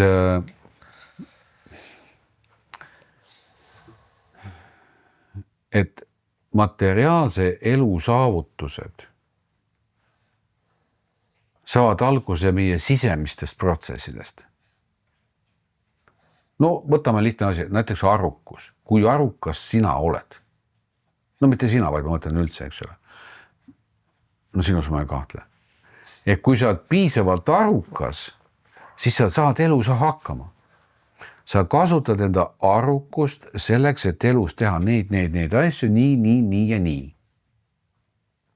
Kui sa ei ole piisavalt arukas, siis sa teed asju ju teistmoodi. Arukas teeb samu asju omamoodi, mitte väga arukas omamoodi, aga tulemus on erinevad. Ja kui nüüd see vaimsus on ka arukus, mitte ainult mõõdetav ajupilt, eks ole, vaid on inimese mõtlemise võime, taipamise võime, eristamise võime, intuitsioon näiteks, ehk teadvuse omadused, pluss veel võib olla hirmu ületamine, näiteks vaab teha, et hirm on seda teha, aga idee on nii hea, et ma lähen hirmust läbi näiteks. Need on ju kõik ütleme, vaimsed protsessid, mis käivad siin sees, aga pärast väljenduvad välistes tegevustes. On ju nii.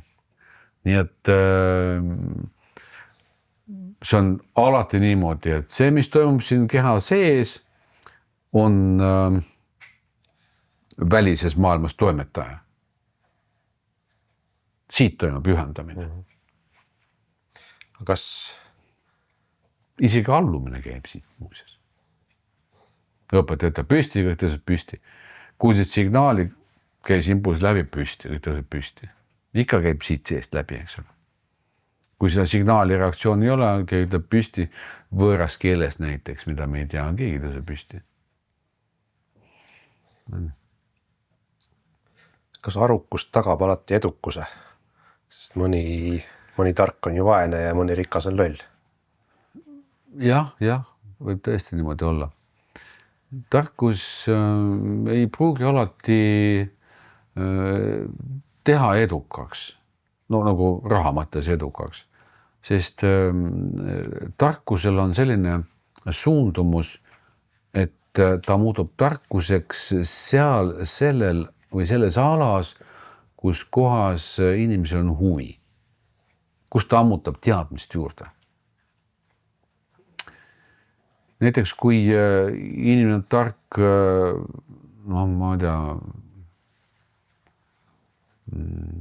võib-olla, no ma ei tea, mingisugusest füüsikast näiteks, ütleme, jumalast tark, eks ole.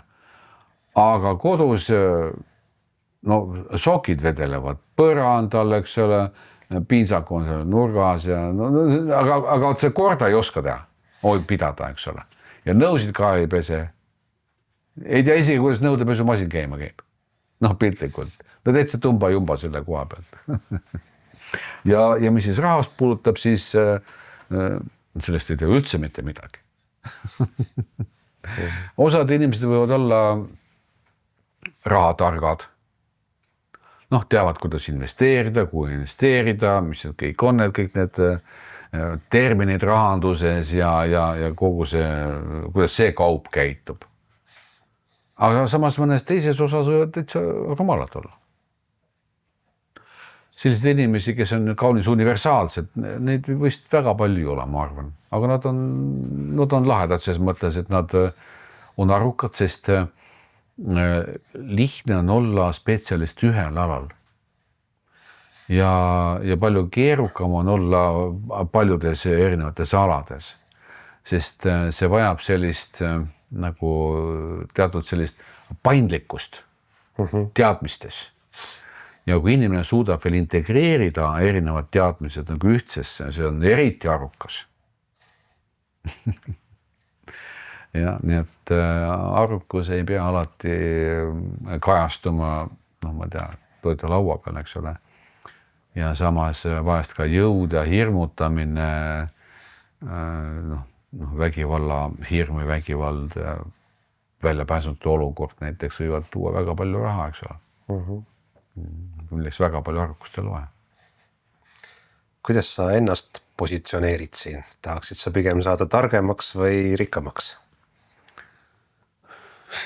See on siuke küsimus, et seda ise tulid selle peale. Täitsa ise. Tubli. Tead, mul ei ole kumbagi soovi. Ja. Et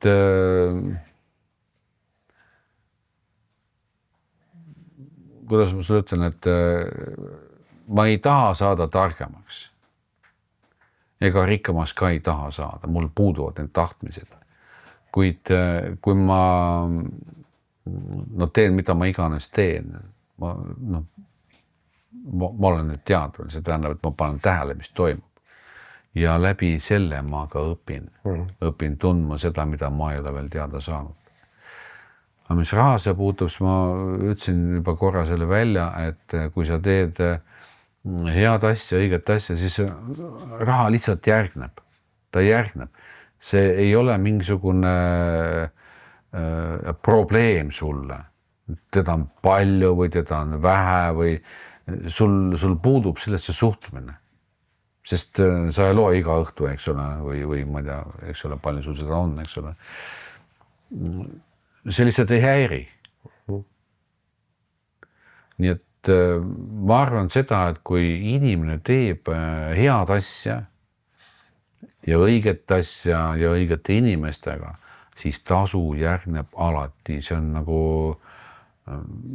ma tea, sukk ja saabas, need käivad koos. Ja. Nii et see on siuke sünergia, võiks öelda. Nii et see on nagu hea spetsialist, kes teeb midagi, ta toodab häid tulemusi. No kui jätta kõrvale kõik need krutskid ja kõik need siuksed imelikud iseloomu omadused näiteks, mis vahest välja löövad ka sellistel arvukatel inimestel, siis nad tegelikult teevad head asja ja seda hinnatakse. Ja ma ei näe siin mitte midagi halba, sest see on minu arust normaalne. Ja. Paar vaataja küsimust on veel laekunud. Eelmise jätkuks ilmselt, mis oli see külluse ja luksusliku elu soov ja nauding seda tundes, et soov saada tervemaks ja elada veel pool elu. Kindlasti on need head soovid. Ma täitsa olen 100 poolt, eks ole, aga kas see on ka võimalik? See on teine küsimus. Sest kui tulla korraks jooga teaduse juurde tagasi, siis ma korra vist isegi mainisin seda, aga 3 kuunat ehk 3 loodusprintsiipi, mis juhivad kõik olemasolevat tegelikult. See on siis tamas, rajas ja sattva, reguleerivad ka bioloogilisi protsesse.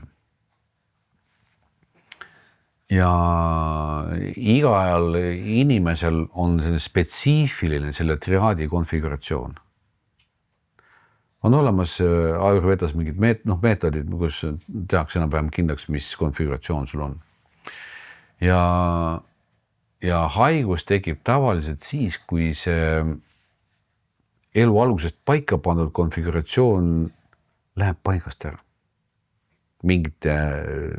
Mingitel tulemustel, see võib olla söömine, joomine, unerežiim, emotsionaalsus, mentaalsus, mingid teod, siin võib olla tohutud faktorid, sest kõik toimuvad ju samadele faktorite põhjal ehk 3 faktori põhjal ja siin on vastastik mõjud.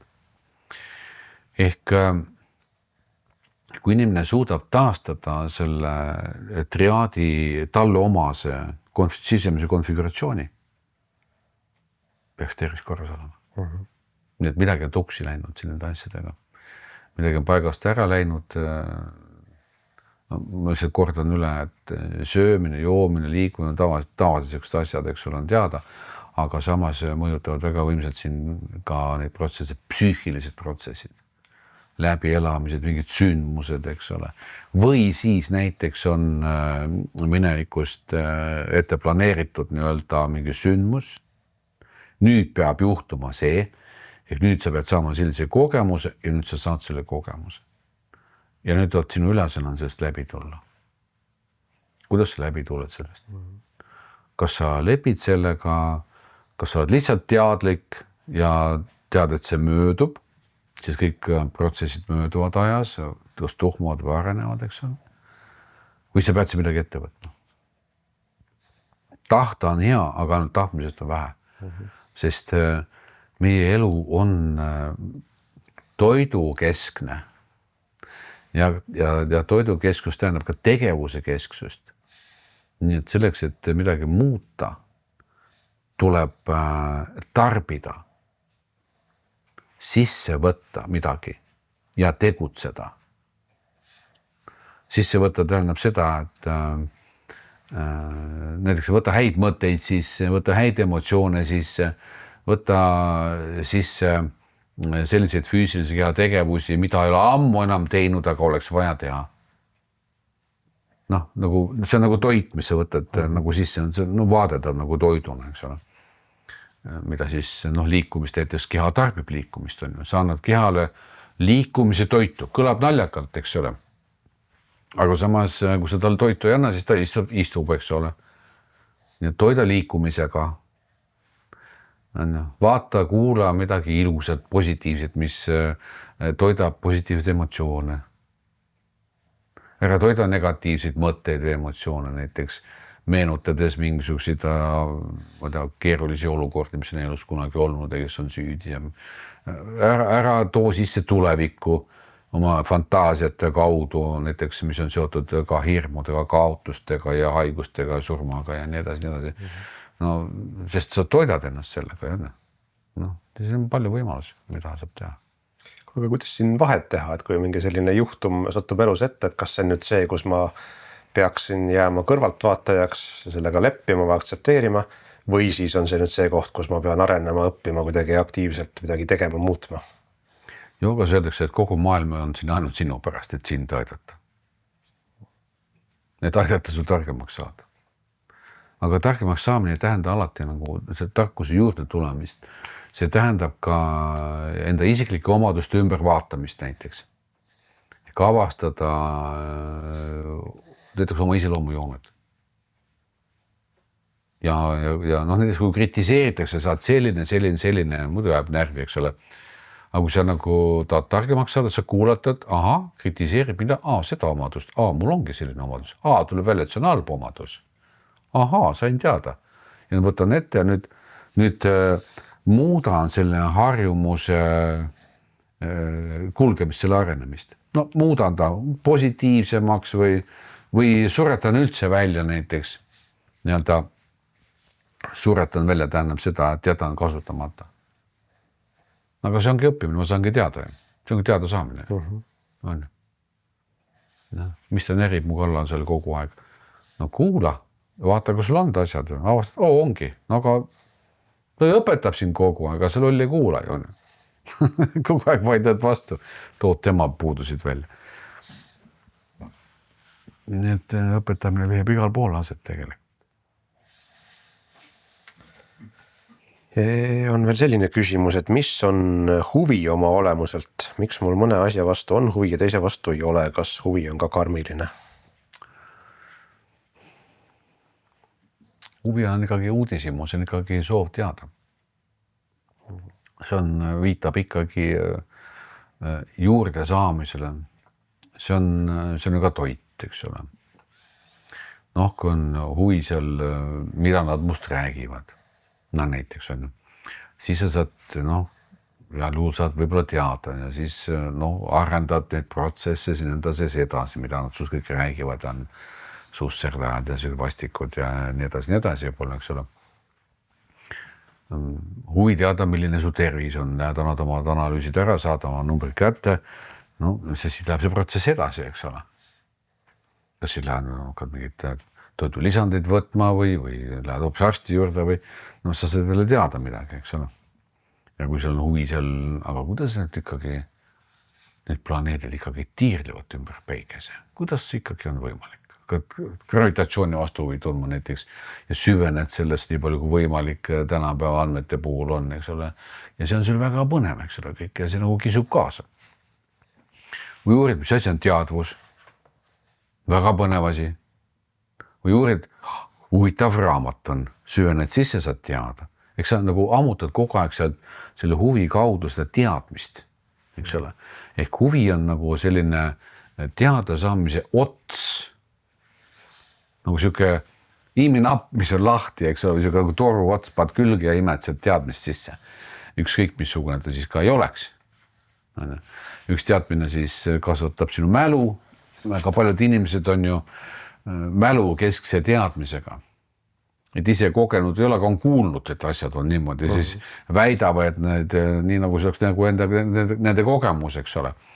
Eriti kõik need mitteteadlased, kes räägivad teadluse põhisusest, on ju samasugused minu meelest, kes usaldavad, ise kogenud ei ole ja räägivad, et see on nüüd ainukene tõde.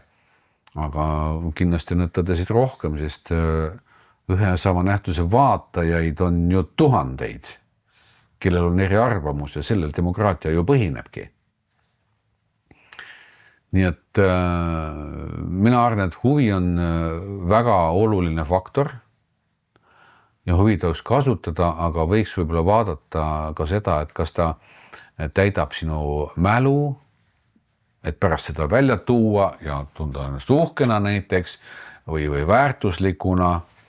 Kas ta täidab sinu mälu, et hoida eemale kuidagi elust või maksta kätte näiteks, või ta toidab hoopis sinu arusaamise võimet elust üldse. Sest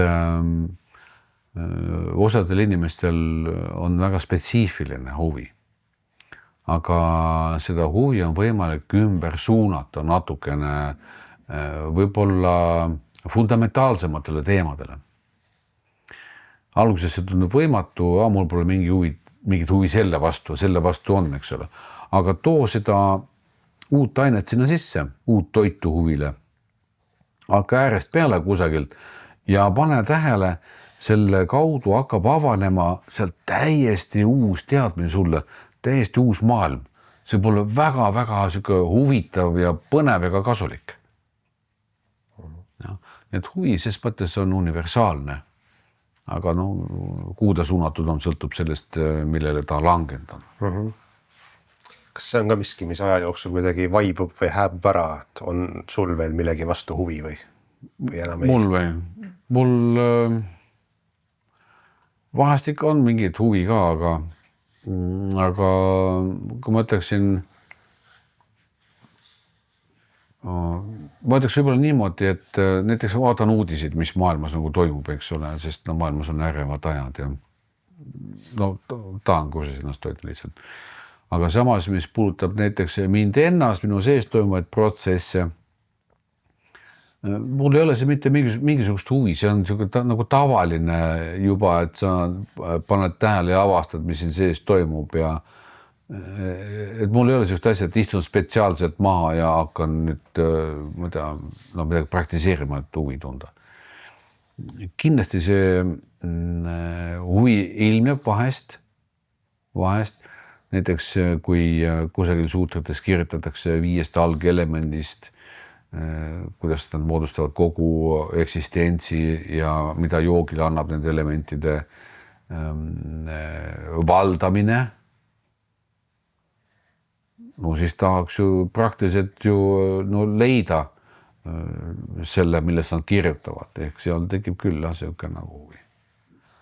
Aga siukest, see ei ole siuke nagu põletav huvi, et no räägi, mis nad selle rääkisid, eks ole, või no et enne ära lähe, kui ära räägid, eks ole. Et see on siuke nagu vaikne, siuke nagu no ma ei murra pead, et mul on väga huvitav, kuidas see ikkagi on see lõpplahendus. Et see käib kuidagi nagu jooksvalt nagu dünaamiliselt.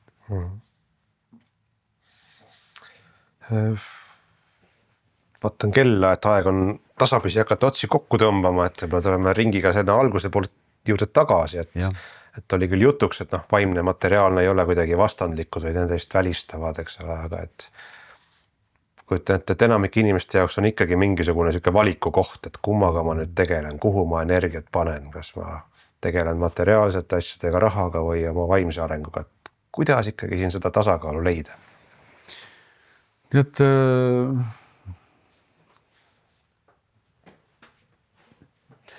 mina ütleksin niimoodi, et tänu selle, et vaata õpilasi on nagu tuhandeid ja tuhandeid, eks ole, aegade jooksul siin olnud, et ma ütleksin niimoodi, et nad peavad olema tasakaalus. Ehk materiaalne elu peab olema ka korras. Sest kui materiaalne elu ei ole korras, siis on ka vaimsete teemadega probleeme, keerukusi. Kui ka, no ma tea, lülitakse vool välja, siis on maksmata elektriarve, siis no vaimne inimene istub ka külmas ja külmetab ka ikkagi ja see on ebamugav. Võib-olla kõige sellisem lihtsam tasakaal siin ongi hoida mõlemad nagu korras. Materiaalne elu ja siis nii-öelda vaimne elu. See on alguseks väga hea. Pärast ei ole mingit vahet, kas see on vaimne või materiaalne, et kõik on nagu üks ja sama asi. Kuidas sina neid ressursse endal nüüd harmooniliselt jagad vaimse ja materiaalse vahel? Ei jagagi. Ei jaga.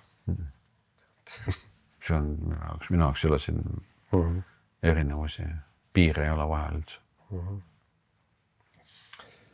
Aga kui nüüd inimene üritab balansseerida, eks ole, ja kuskilt ikkagi nagu tunneb, ja siis võib olukorda, et mõlemast on nagu puudu, eks ole, et tahaks nagu käia, ma ei tea, praktiseerida, käia kursustel. Tead, kui sa praegu rääkisid sellest, mul tuli meelde, et võtta, ma ei ole kogu aeg selline olnud, eks ole, et vahet pole.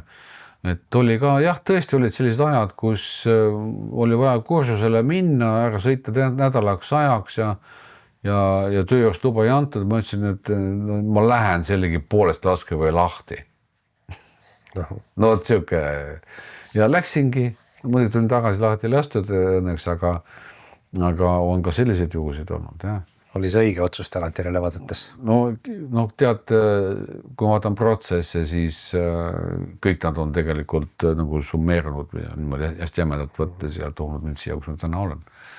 Muidugi ei ole õige. Aga samas jällegi, juba põnev oleks minna, aga kodus on, niimoodi ei saa minna, et ei lähe head kodus. Teed mingid kodusid asju, näiteks poolel ei olevaid asju või lastega või mis iganes. Nagu nad aastaid tagasi, eks ole. Et see on ikkagi selline balansseerimine. Et alati ei saa nagu välja minna, vaid on vaja ka siin olla. Nii-öelda. Ja see vaimse nii-öelda sisemaailma või üldse vaimsuse õppimine tegelikult saab alguse siis, kui inimene on juba saanud informatsiooni. Et võib-olla minuga oli ka kuskil päris alguse aastatel oli see, et ma ei saanud üldse mitte midagi aru, milles nad räägivad ja täitsa mõistetamatu jutt oli, eks ole, aga siis ma kogusin seda teavet teatud hulga ja siis tekkis informatiivne baas, millest sai nagu hakata midagi nagu kokku panema, midagi orgaanilist looma, mingi objektiivsus hakkas tekkima. Ja nende aastatega, mis on siis olnud, siin tohutud aastad vahel olnud, eks ole, on siis kõik need teadmised nagu paika läinud, eks sa tead, mis on, mis orienteerud väga hästi selles kõiges ja ka detailides väga peentes alades ehk see moodustab omaette sellise arusaamise noh, mis on ühelt poolt nagu konstruktsioon, eks ole, aga teiselt poolt nagu tegelikkus minu jaoks.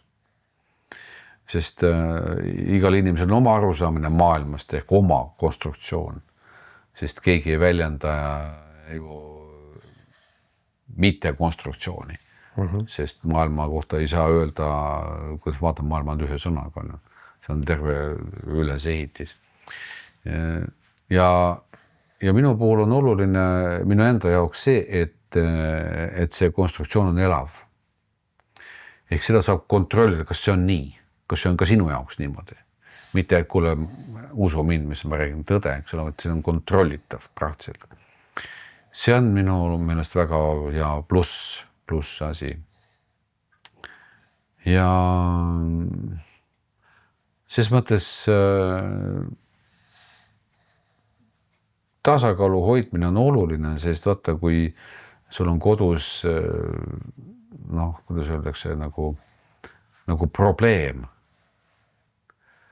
ja ehk ei aktsepteerita sinu huvi näiteks või kellegi meelest jääb midagi sul nagu tegemata, siis see on liigne pinge.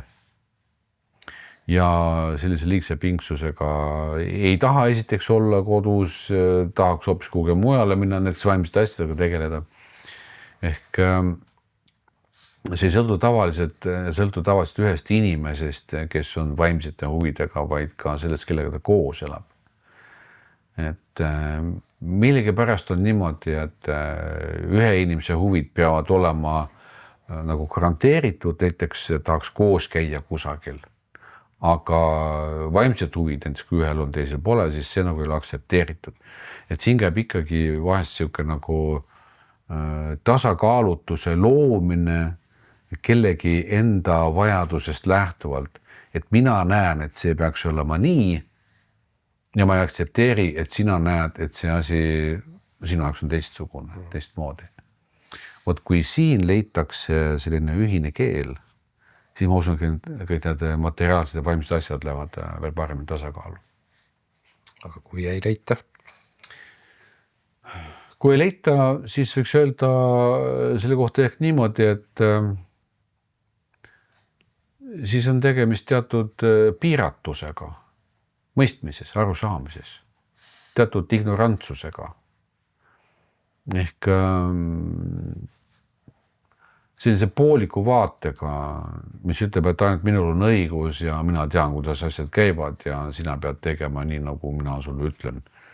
Need asjad, millega sa tegelikult teed jama.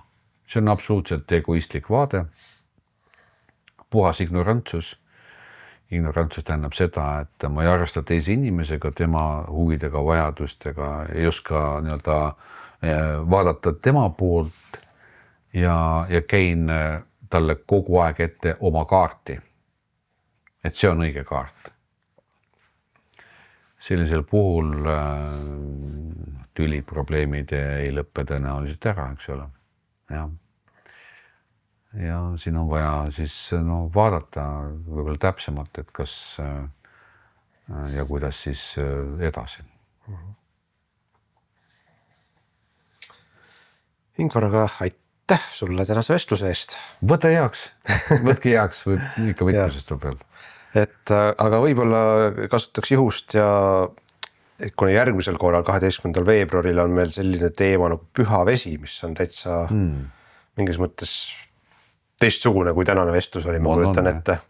Ja sul on vahepeal üks reis ees, mis selle järgmise teemaga haakub, et võib-olla niimoodi väikse tiiserina mõne sõnaga sellest rääkida, et kuhu sa lähed ja... Me läheme jaanuari lõpus päris suure grupiga Indiasse maha Kumbhameelale. See on siis selline festival, võib-olla vaimne festival, mis siis toimub kord 144 aasta jooksul. Kuhu oodatakse kokku 400 miljonit inimest. Kestab 1,5 kuud umbes. India riik on investeerinud sinna, see oli 800 miljonit umbes või. Rajanud teid ja haiglaid ja telkimisplatse.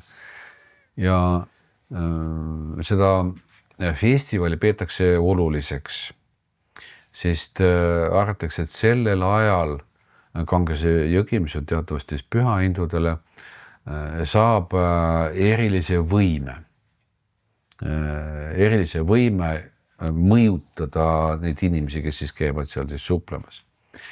Ja me oleme sellel ajal, kui planeetide seis on siis selline, kus see mõju peaks olema maksimaalne. Miks me räägime siin planeetide seisust, sest see on astroloogiliselt veel arvestatav. Indias on kuupõhine astroloogia, mis on tuhandeid aastaid vana iga päev kasutuses.